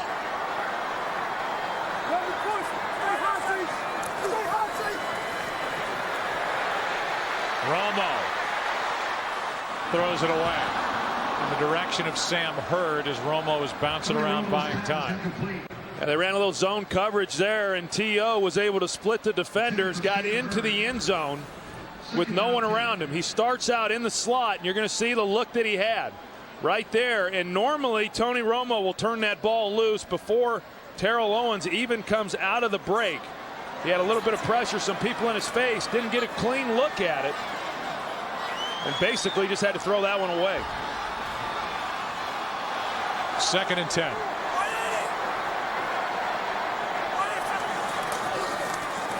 Marion Barber runs right over Quentin Michael and takes the ball very near the 5. His motto is hit or be hit. And he did the hitting right there and leveled Quentin Michael. Yeah, he usually is the guy who's delivering the blow, and I mean, he's just such a tough physical runner and just never quits. I mean, he's just one of those guys you can tell who just does not anticipate that anybody's going to bring him to the ground. Quentin Michael has had a heck of a season, and he's a very physical safety himself, but no match for Marion Barber. 3rd and 3.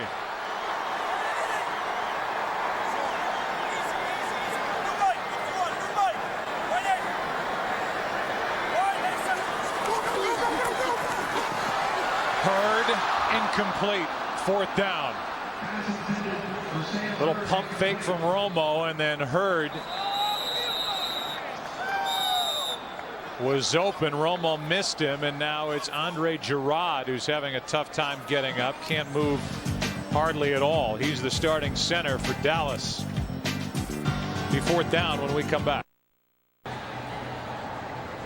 Andre Girard had his left knee buckle as Troy circles it. Kind of a domino effect down the line that started with Flozell Adams, the left tackle. And Troy, this is a Cowboys team that has avoided the big injury on their offensive line for 2 years now. Their line was healthy all year last year. They've been healthy this year, even with Colombo and his sprained left ankle. And now Girard, it's good to at least see him get up and walk off, but that looked like a nasty tumble into his left knee. Well, it looks pretty bad, and it's never good when you lose a starter, and especially, you know, when it's your center. Now you've got Tony Romo here on the sideline, and that's Dr. Drew Dossett that's working on him and, you know, checking the thumb. And I can tell you as a quarterback, and I don't know what the extent of that is or what exactly happened, but you know, if you cannot squeeze with your thumb, you're going to have some real problems throwing the football. And I don't know when that happened, but maybe that's why he is a little erratic throwing the football here in this game. 23-yard try, and it's a 1-point game as Nick Folk is 2 for 2.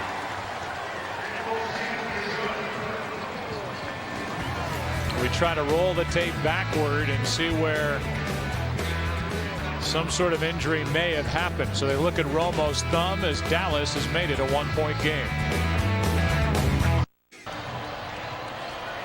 Very concerned on the Dallas sideline about the right thumb of Tony Romo, who's trying to take some practice tosses, make sure he can grip the football properly while the Eagles are about to get the ball back. Philadelphia leading by 1. J.R. Reed on the return. Full head of steam. Good starting field position out across their own 40 at the 42. Courtney Brown on the tackle for Dallas.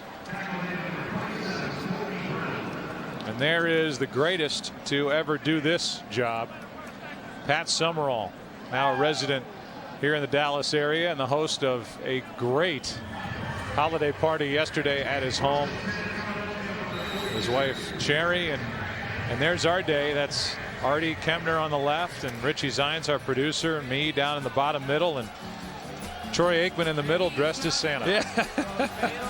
Well, Pat and Cherry, they do a wonderful job for the kids for their semi-annual Christmas party that they have. Out of the shotgun, it's McNabb. Out of the backfield, it's Tepay. And the fullback, Thomas Tepay, picks up 8. So Girard limps off. And Romo's got a bad thumb. Meanwhile, the Dallas Cowboys, Troy, are 12-1. Green Bay won today. They're 12-2. Dallas has the tiebreaker head-to-head there in that chase for overall home field advantage in the postseason. Both Dallas and Green Bay have clinched first-round byes, while the Eagles are not mathematically eliminated in the wild card chase. First down, Brian Westbrook, but they are going to have to leapfrog a lot of teams if they're going to end up in that final spot, the 6th position in the NFC playoff picture. Well, that, and then also, you know, if you know, we don't know what's going to happen here the rest of this game, but if the Dallas Cowboys were not to win this game and they lose, now all of a sudden they're tied again with Green Bay because Green Bay won earlier. Now these last two games become, really important for the Cowboys as well as the Packers, and being unable to really rest anybody at the end of the year. Westbrook started the play split out wide to the bottom of the screen, left side of the formation, makes the catch. Good for 7. This January, the All-State Bowl Bash comes to Fox, beginning with the AT&T Cotton Bowl Classic right here in the Dallas-Fort Worth area, followed by the All-State Sugar Bowl, the Tostitos Fiesta Bowl, the FedEx Orange Bowl, and concluding with the All-State BCS National Championship game between LSU and Ohio State. The All-State Bowl Bash begins New Year's Day only on Fox, and now that's Westbrook getting looked at on the sideline for Philadelphia. 2nd and 3. Little pump fake from McNabb. Curtis overthrown. Working on Anthony Henry with help from Ken Hamlin over the top. 3rd and 3. Yeah, they tried taking a shot. We see Donovan McNabb take the pump, thinking maybe they can get a big play up the sideline. It brought safety help over the top. You look at it, they'd have been better off just throwing him the hitch right there. They pick up the first down. They had a chance, but it was a tight fit there with the safety coming over the top. Now, you have a very critical 3rd down in order to keep this drive going. Tony Hunt is the tailback. The rookie from Penn State, a blitz. McNabb brought down by Ware. What a game.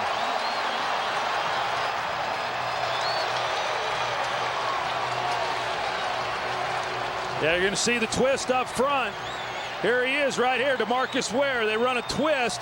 They take the 2 tackles and they run them outside. They bring DeMarcus Ware underneath all of that. Very difficult then for the offensive lineman to be able to pick all that up and get off of their guy in order to block DeMarcus Ware. Good scheme there by the Dallas Cowboys. 11 sacks on the year for DeMarcus Ware, and the 4th sack of the day for the Dallas Cowboys. So the Cowboys have it back. Tony Romo back to the field, bad thumb and all, down by 1.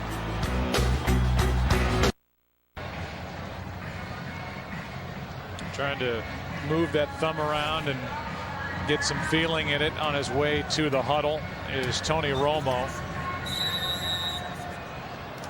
Meanwhile, the guy he's receiving the snap from, Andre Gerard, is out. Corey Proctor is in at center.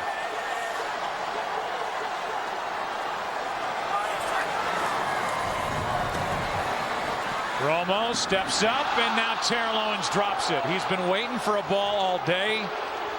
That one right into his chest, and he could not make the catch. There was some room to run, too. Well, you got that right, Joe. There was a lot of room to run. That was going to be a big play if he's able to hang on to this. Tony Romo avoiding the rush, puts the ball perfectly, out in front of Terrell Owens, where he'll have an opportunity to run after the catch, and that's exactly what he was trying to do. He was not concentrating on the reception. Last year he led the league in drops. This year he's been much improved in that area, but it was a costly drop there. Play action. Witten. Gokong can't bring him down. Lito Shepherd forces him out, a gain of 5, and let's go to Kurt for a game break. Well, the Cowboys not the only favorite in trouble. Indy against the Raiders. Justin Fargas with a 2-yard score, and Oakland goes up 14-13. Joe, Trivial Pursuit maven that you are, I know you know who Justin Fargas' father is. I do. None other than Huggy Bear. Huggy Bear. Who doesn't know Huggy Bear? 3rd down and 4. And again, the Cowboys, they have really struggled here in this game on 3rd down. Look at that. 1 for 9. 3rd and 4. And this one is knocked down to Keo Spikes. Pass was intended for Sam Hurd, and with 5 minutes left in the 3rd quarter, Dallas is about to punt it back to the Eagles. Well, this is just rare territory for this Cowboys offense. I mean, all season long, they've been so prolific, moving the football and scoring points. Tony Romo has really only had the one poor game against the Buffalo Bills. And as I've said, I mean, in a lot of ways, that was maybe his best game in the way that he bounced back from that one and won the game. But they are all struggling here today. Booming punt hit by McBriar, taken in by Mahe. Aikman Adele downfield to make the stop after a 12-yard return. And you can mark down Sunday, December 16th, 2007, that Fox Sports morphed into Access Hollywood.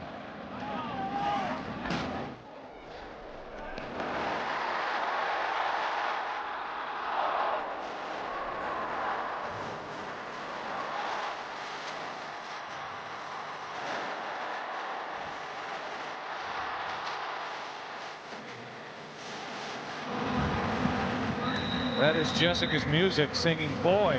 And boy, this has been a struggle for the Dallas offense. There's no doubt. And Donovan McNabb, it's more the same that you said going into and out of halftime, that the Eagles have not been able to put up points and take advantage of a Dallas offense that's doing virtually nothing. That's right. I mean, that's a problem for Philadelphia to see Dallas offensively struggle like this, but yet they've not done anything with it. Here's Selleck, the rookie. Roy Williams brings him down with a hit just shy of midfield. 14 yards, first down, Philadelphia. Philadelphia has had some pretty good field position in this game as well.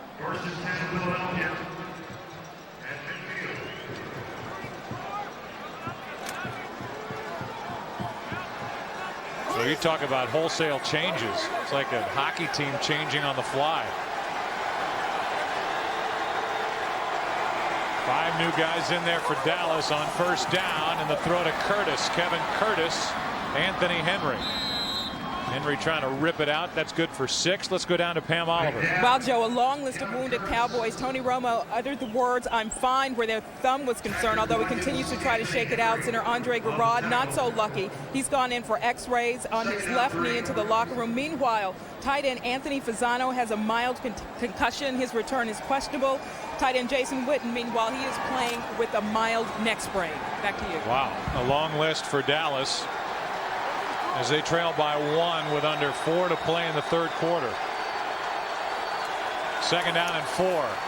McNabb drops it off to Westbrook. And Westbrook is wrapped up short of a first down by Roy Williams. Yeah, just short. And again, they go back to the screen, and Dallas has been doing a good job against that. They're able to hold Westbrook short of the first down. And, I've got to believe that they're going to have 4 downs here, or 2 more downs anyway, to pick up the first down. So, with that in mind, I think you just run the ball here, and then if for some reason you're not able to make it, I've got to believe Andy Reid would elect to go for it.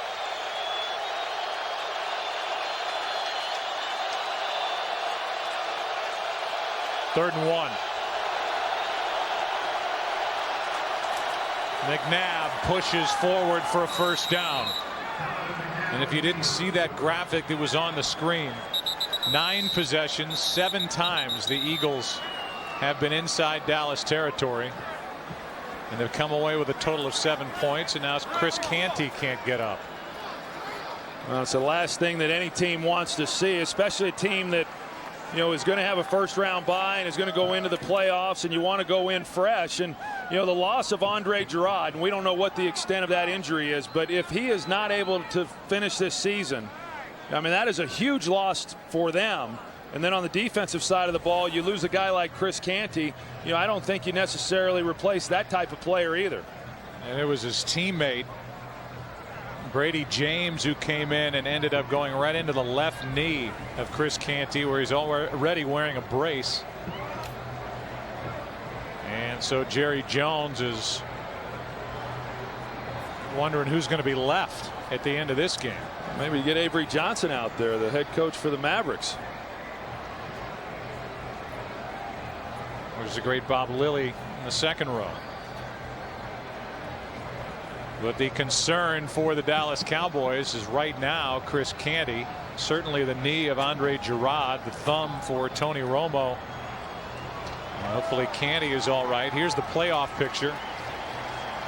The top spots, nothing really changing there except that Seattle lost Carolina. Tampa Bay just dismantled Atlanta, so they're both 9-5, but Seattle beat Tampa Bay head-to-head week 1. The Giants are in a great spot. If they win tonight over Washington, they're in the playoffs. And then there's the fight for that last spot, and right now it's the Vikings who are really playing well, stopping the run, running the football. Tavares Jackson is getting better week after week. They're leading the way for that last wild card position as Westbrook carries it just shy of the 35, picked up 4. I thought it was interesting in talking with Marty Morningwig about Brian Westbrook, and we alluded to it a little bit earlier in the game, about him being the workhorse for this team, and the one guy who is really capable of taking the ball from anywhere on the field and going the distance. And do you worry about overusing this guy? Well, we think about it during the week. We don't want to overwork him, but when we get into the game, we've got one thing on our mind, and that's winning. And we'll give it to him as often as we have to. 19 touches in this game, make it 20 as Westbrook catches it in stride out of the backfield. First down, Philadelphia at the 18-yard line. It just looks like Westbrook coming out there. It was a nice job swinging it out to him. He had open field, but I mentioned earlier that the knee has given him some problems. He got arrested during the week, but it looks like it's given him some problems now in the game. He just looks like he's not quite at full speed in the way in which he's running. A little hitch in there, there's no doubt. And for Westbrook, who comes in number 1 in the NFL in yards from scrimmage this season. Aikman circles Westbrook up in the slot as McNabb. Underneath, Curtis. Newman can't bring him down. And Curtis takes it down inside the 10, picked up 9 yards. Now, what a great job by Kevin Curtis. He should have been tackled there by Newman for really no gain, but he's able to maintain his balance and get a pretty good chunk of yardage out of that play. And Kevin Curtis was a good pickup, for the Eagles. He's probably surpassed their expectations. They weren't real sure exactly what they were going to get out of him. They thought they'd get a little bit more out of Reggie Brown. But to kind of go back to what we said a little bit earlier, I think if Kevin Curtis is your third receiver, you're really on to something. When he's your second or maybe even one, you don't have enough weapons. 2nd and 1. Westbrook loses yardage. Ware was there to make the stop. Loss of a yard. 3rd down coming up, and that's what it will be when the 4th quarter begins here at Texas Stadium. It's a 1-point Philadelphia lead for Andy Reid, moving in here. Back after this from your local Fox station.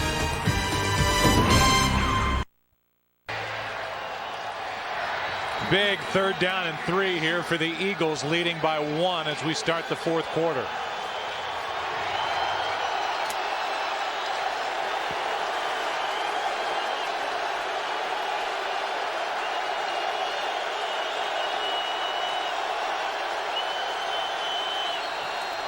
Westbrook out of the backfield, got a block and picks up a 1st down.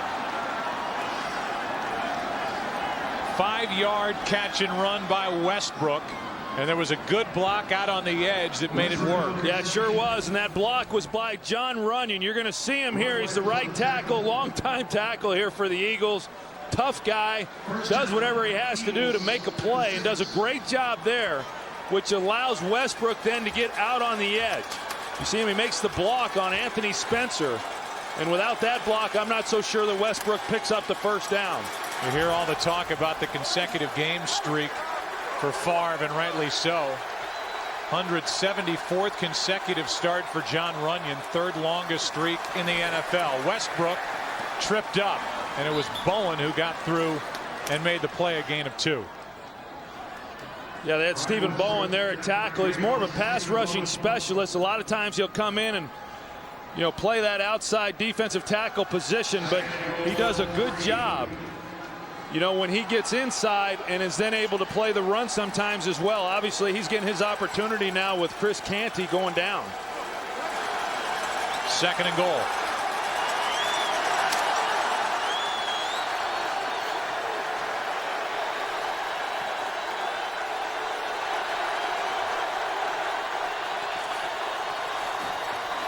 McNabb has it batted away.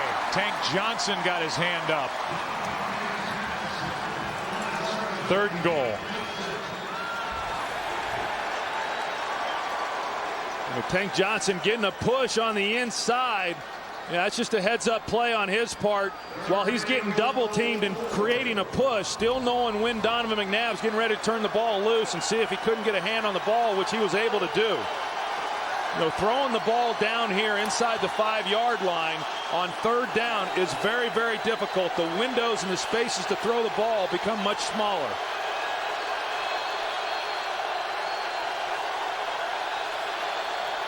Quick throw, incomplete.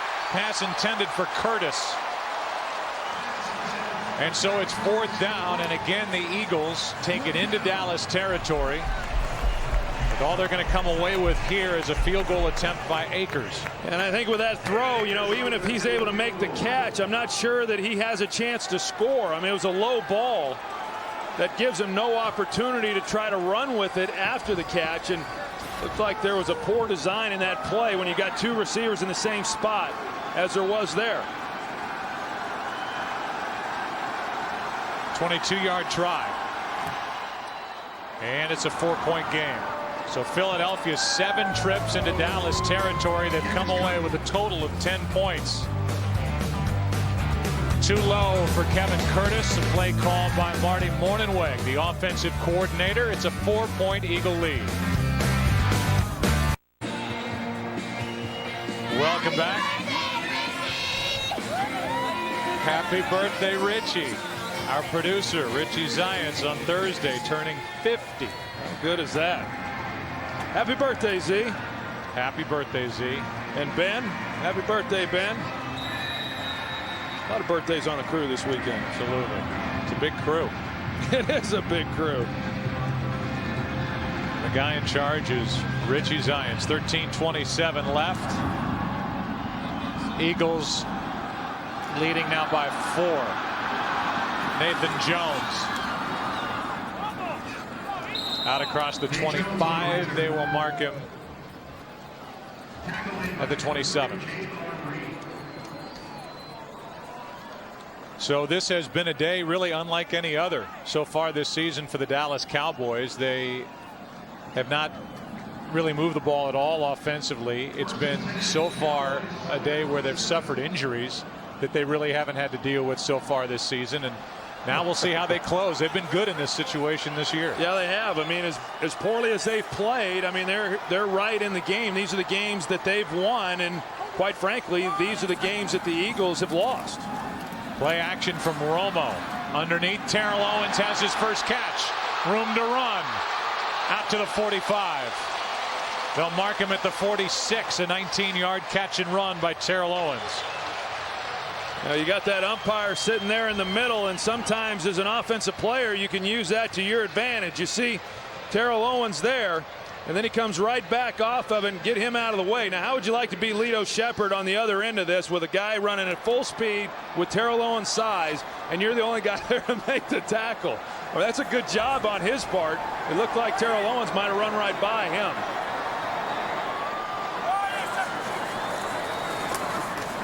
Quick throw to Witten. Witten so good after the catch, week after week after week. 14-yard gain after he threw away Brian Dawkins. Yeah, he's a hard guy to get down, but for the most part today, they've done a good job once Jason Witten has caught the ball of bringing him to the ground.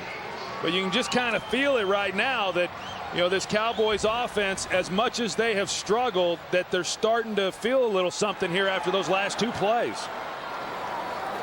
Nice, safe, short throws for Romo. Terrell Owens, circled. Shepherd across from him. Another throw. And this one is nearly picked off. Probably should have been, as Trent Cole got back there in coverage. And Romo threw it right into his hands. Yeah, he was trying to come underneath. It looked like there to Marion Barber, and Trent Cole, who's a defensive end, he drops into coverage. So Tony Romo never sees him. And Trent Cole, I mean, obviously he doesn't go down there and catch passes. You know, I mean, it's a defensive end, but this is one that he was almost able to get. 2nd and 10.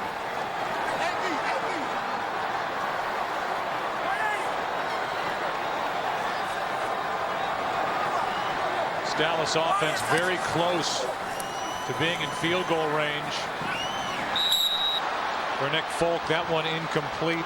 Jaquay Thomas knocked it away. It's 3rd and 10. I'll tell you what, though, Joe, I am really impressed with what this Eagles defensive team has done here today. I mean, you go back, and as we've said, they've been good all year long. I mean, they've been good here over the last few weeks. They've not created the turnovers that we're accustomed to seeing from them in previous years. But, you know, as Jim Johnson said, this defense in the first game against Dallas was just awful. Gave up a lot of big plays. And still, I mean, that's what Dallas is about. But they've done a good job of containing them throughout the afternoon. They've held Romo to a quarterback rating of 31.5.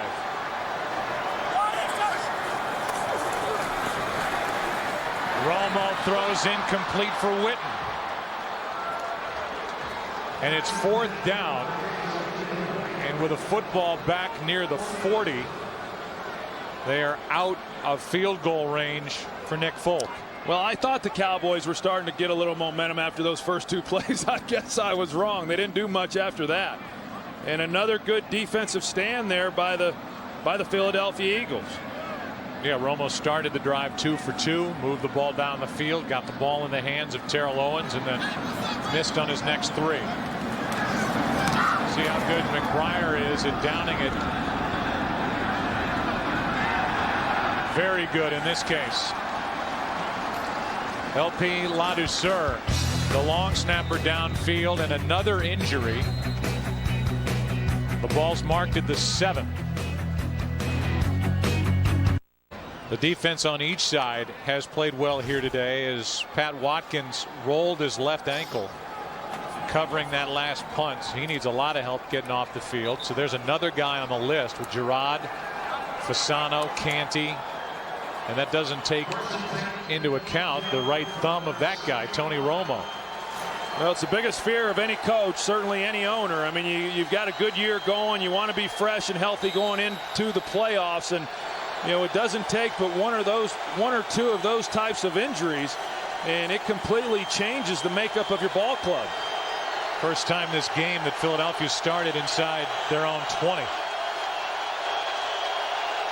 And an opportunity here for the Cowboys defense to come up with something. Catch is made by Reggie Brown. A gain of 3. Brady James gets up. We talked to Brady about this defense, and you said it earlier. He said, wait, we're 12-1 with this defense. We're not awful. They didn't have a good game last week at Detroit, giving up 390 yards, 152 of which was on the ground. But they have a chance here to make a stand and win that field position battle if they can do something on this possession for the Eagles.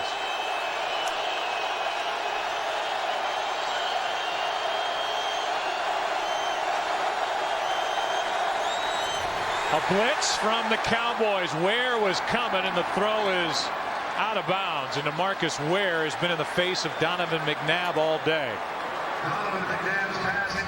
DeMarcus Ware coming in. I mean, every team knows, hey, we've got to have an answer for number 94. Now, the Cowboys do a good job of moving him around. That time, as we saw earlier, he starts on the outside. He shuffles. He gets over the center. And then he rushes from there. But there's got to be better communication along that offensive line on where 94 is and getting somebody on him. 5 tackles, a sack, 3 hurries for DeMarcus Ware. 3rd and 7.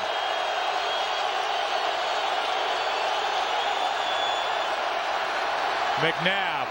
That one looked like he was trying to pull it back. Just came out of his hand, and it's 4th down. And that's exactly what the Cowboys needed. Yeah, I'm not sure what happened on that with Donovan McNabb. It looked like he had a place to go with the football, and like you said, Joe, at the last minute just trying to hold it back. You know, they come out, they run 3 straight passes, they're unable to get a first down, and you know, now they're going to give Dallas awfully good field position on this next possession. Nearly blocked. and returned by Creighton. Creighton to the Eagles 45. There was contact with the punter, Rocca, by Miles Austin. No flag.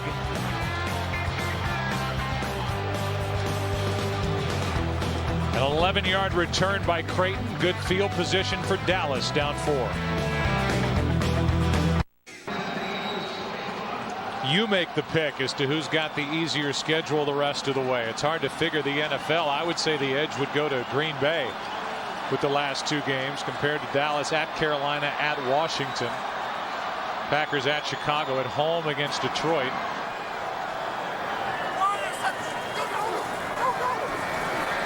Romo and the Cowboys down by 4, and Romo throws. Owens incomplete.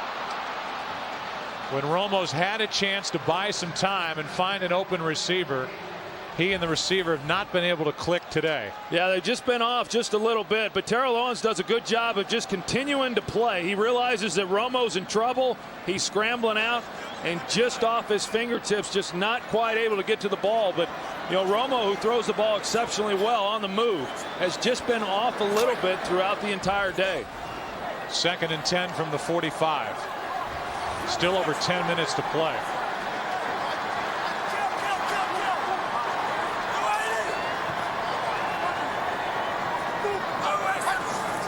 Cowboys have totally abandoned the run. Downfield, Owens overthrown again. Working on Lito Shepherd with Quentin Michael helping out over the top. It's 3rd and 10. You know, even then it looked like Terrell Owens had a step on Lito Shepherd. All day long, these two have tried to hook up, and it just isn't working. So far for Terrell Owens, 1 catch for 19 yards. Well, so many times, I mean, you come into a game, the Cowboys led the NFL in plays of 20 yards or more, led the NFL in touchdowns of 20 yards or more, and so you start expecting those big plays all the time, and you get frustrated then when they're not happening. Colombo, the right tackle, moved early.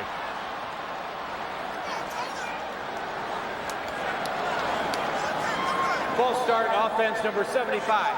5-yard penalty. Still 3rd down. So 3rd down and 15. Well, this is still a Cowboys offense that has only converted 1 3rd down. They're 1 for 11 on 3rd down. And, you know, as it is every week when you get into a big game, that's the biggest down in football. Jim Johnson understood that. He knew they had to be good on 3rd down to have a chance, and they've been great in this game.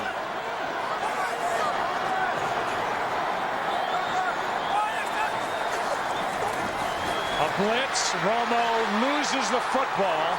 It's picked up by Witten. So the Cowboys keep control of the ball, but a loss on the play as Trent Cole came in and made the play for the Eagles. And it's 4th down for Dallas. That was a great job by Philadelphia, just getting after Tony Romo and then forcing the fumble.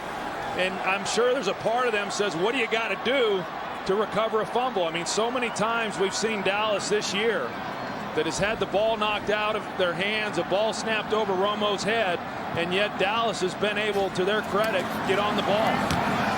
First Eagles sack of the day.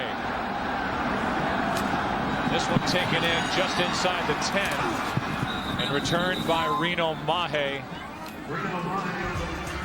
14 yards. Romo avoided Hansen, could not avoid Trent Cole. Eagles have the football at their own 23, up by 4.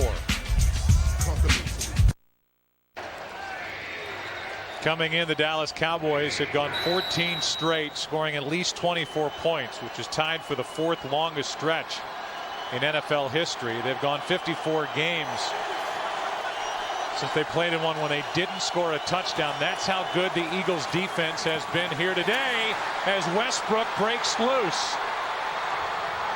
Westbrook dives into Dallas territory And down at the 48-yard line, a 29-yard run by Brian Westbrook. You know, sometimes you struggle running the ball, but you keep with it. You keep running the ball, and eventually something's going to break. And you're going to see this pretty good push by the right side here of this offensive line. And then Westbrook, you know, he's a small guy. He's got great speed. Reggie Brown on the outside doing a great job of blocking there, Jock Reeves, and allowing Westbrook to get outside of that block and get another 10, 15 yards.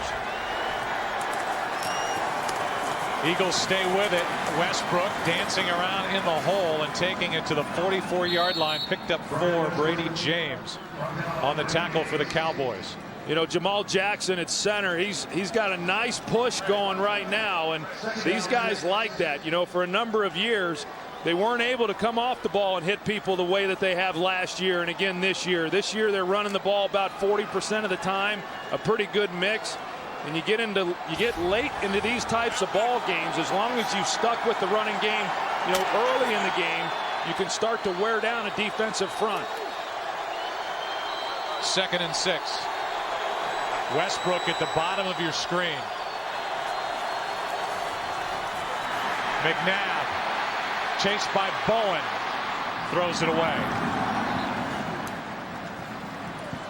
Donovan McNabb has been under pressure all day long. Brady James on that one. Jay Ratliff has been in his face. Not once, but twice. And then DeMarcus Ware.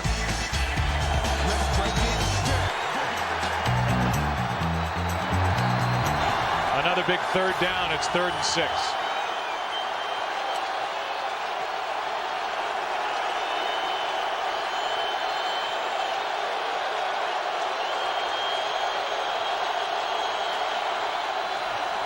Four-man rush. McNabb fires, and well played by Henry. Anthony Henry out there on Kevin Curtis.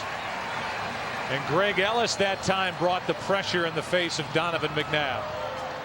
Yeah, there were a lot of bodies around Donovan McNabb, and Anthony Henry just sits on the route. You see him right there. I mean, he was not worried about Kevin Curtis running by him. He had an idea that the Eagles were just going to try to pick up the 1st down and not take a home run shot. And because of that, he got a pretty good jump on that throw. Creighton waiting for the punt from Rocca.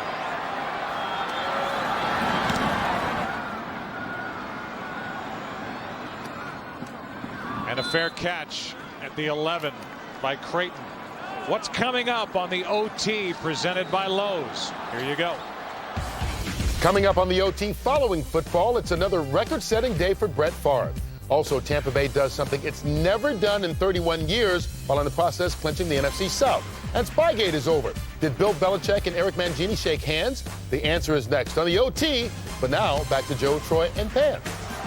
Is Spygate really over? It never will be. I mean, good gosh. I'm a little tired of talking about Spygate. I know Belichick is. Yeah, I would think so. Tony Romo has thrown 5 straight incompletions as he takes over at his own 12. Finally a run, something the Cowboys haven't done a lot of in this half. Marion Barber carries for 3, and Omar Gaither was there to take him to the turf. Well, I think if you're Dallas right now, you've got to start asking yourself, how many more opportunities are we going to get? You know, how many more possessions are we going to get?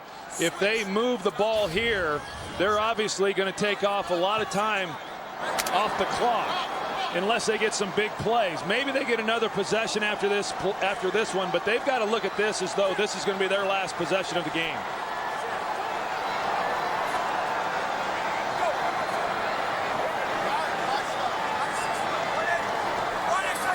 Second and 7.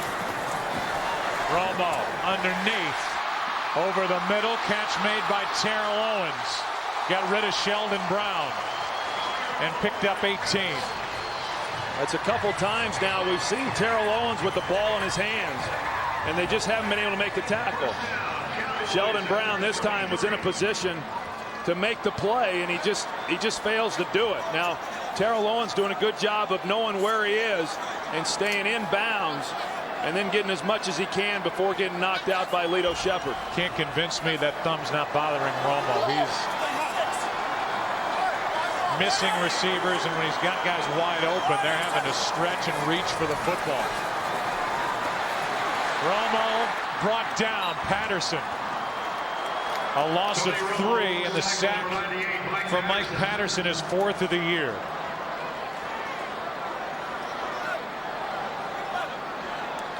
It looked like again that Tony Romo was trying to get the ball to Jason Witten. They got a 3-man route there. Witten out on the sideline, but Joselio Hansen underneath it. And the one thing that Romo, he does not give up on plays. I mean, he wants to find the open guy, and he gets away with that a lot. Makes a lot of big plays. That time, in his attempt to make a play, he wound up taking the sack. 2nd and 13.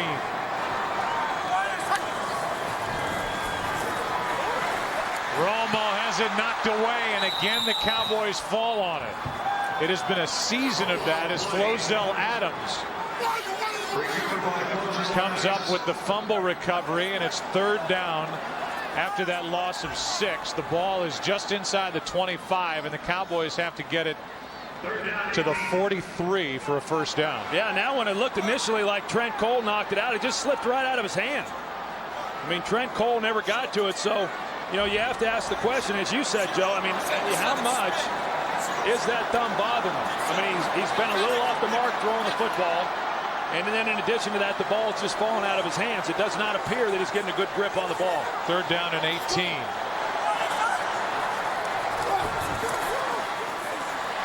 Romo going to have to try and run for it. Won't make it. Short of a 1st down by about 1.5 yards. Darren Howard made the play. And it's 4th down. Well, and because Tony got so close to the 1st down, you know, now Wade Phillips has a decision to make. And if you do believe that this may be your last possession, then obviously there's no decision to be made. You got to go for it. Well, I would say this, though, with 3 timeouts left and with the way the Dallas defense has played, I think this is an unnecessary gamble. I agree. I agree. The one thing about it is then if you don't make it, you're planning on your defense at least holding Philadelphia to a field goal, and then it's still a 1-possession game. Timeout, Dallas. The Eagles have the best 4th down defensive percentage in the NFL. Teams are 0 for 8 going for it on 4th down against Jim Johnson's crew, and I think the Cowboys sideline calls timeout. They'll at least think about a punt, but if they go for it, they're already trailing by 4. There's still plenty of time left in this game. Well, and I think that one of the ways that Dallas is looking at this is saying, hey, we'll go for it. If we don't make it, our defense is playing pretty good too. We do have all 2 timeouts, and we will then be able to stop them and at least keep them to only a field goal, and then it's still a 1-possession game. They have time to go down the field. It appears that that's the way that Wade Phillips is looking at that. I'll say the guy who did the most talking over on the sideline was Romo. And so they're going to go for it here on 4th and 2. They don't rethink it, and the Eagles have a great opportunity to get a stop here and really take control of this game. And one of the things that we've seen Dallas do a lot in this situation is spread everybody out, put Marion Barber in the backfield, and then hand it to him on the draw. 3 wide receivers set. Barber in the game.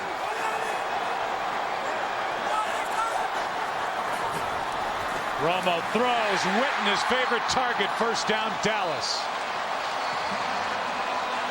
A 4-yard completion from Tony Romo, and that had some zip on it to Jason Witten. Yeah, I'm a little surprised they didn't hug him a little bit tighter. Takeo Spikes would have been the guy who should have been on him a little tighter than what he was.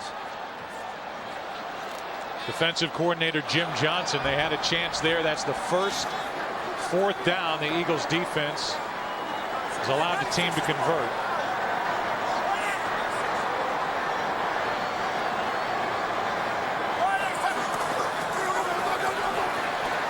Romo is ripped to the ground, and the play made by Broderick Bunkley. They marked the ball all the way back just outside the 36, a loss of 9. Well, good job getting the pressure in the middle. You saw the twist up front, and again with pressure we're continuing to see the Eagles play man coverage behind it. And by doing that, it eliminates the quick throw by Tony Romo, getting the ball out of his hands as soon as what he would like.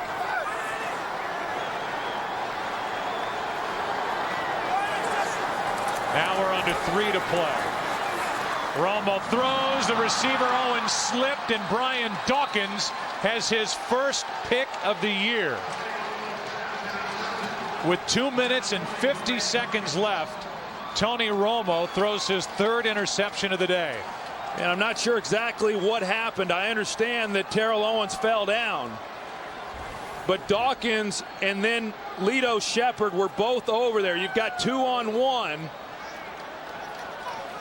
On Terrell Owens. Now, it would have taken a perfect throw. Obviously, T.O. has to keep his balance, but it would have taken a perfect throw. That was not the throw. Even if Terrell Owens doesn't fall down, I think that throws behind Terrell Owens to where Dawkins is still going to make the interception. So now the Eagles have it at their own 45, leading by 4. 3 interceptions today for Tony Romo, no touchdowns. He's thrown a touchdown pass and a team record 17 straight as Aikman makes the play on Westbrook. A gain of only 1, and timeout taken by the Cowboys, their 2nd. Well, here's another look at it. Tony Romo, I mean, he's going to go to Terrell Owens. It was called 2-man coverage is what it was. 2 deep safeties, and then you got man underneath. That's why Lito Shepherd was in man coverage, but you got Dawkins playing the deep half. And like I said, it would have taken a perfect throw by Tony Romo on the sideline to give him a chance. Even if Terrell Owens doesn't fall down, it looked like that ball was thrown behind him to where Dawkins probably makes that interception either way. So instead of what's been happening to this Eagles defense, they're forcing turnovers here today. 3 interceptions. It came in with a total of 7 all year, and it's 2nd down and 9 for Philadelphia. Yeah, that's right, Joe. I mean, that was one of the real disappointments. Jim Johnson said, hey, our secondary has been the biggest disappointment for us defensively, and they had not gotten the turnovers. You're right. They came in last in the league with only 7 interceptions, and now they've had a big game here with 3. 2nd and 9. And McNabb just throws it into the ground. That's an incomplete pass. Late whistles, but an incomplete pass, and the Cowboys were waiting for the Eagles to try and run a screen to Westbrook. Yeah, well, they ran about 4 or 5 seconds off the clock, even after the ball was ruled incomplete. And I think right now they're trying to put some of that time back on the clock. It's 3rd down and 9. If you're Donovan McNabb in this situation, rather than just throw, I mean, you really want to keep the clock running, so just find somewhere to go with the football to get a completion and keep the clock going. I mean, right now they're playing right into Dallas's hands, throwing the football and then not completing it.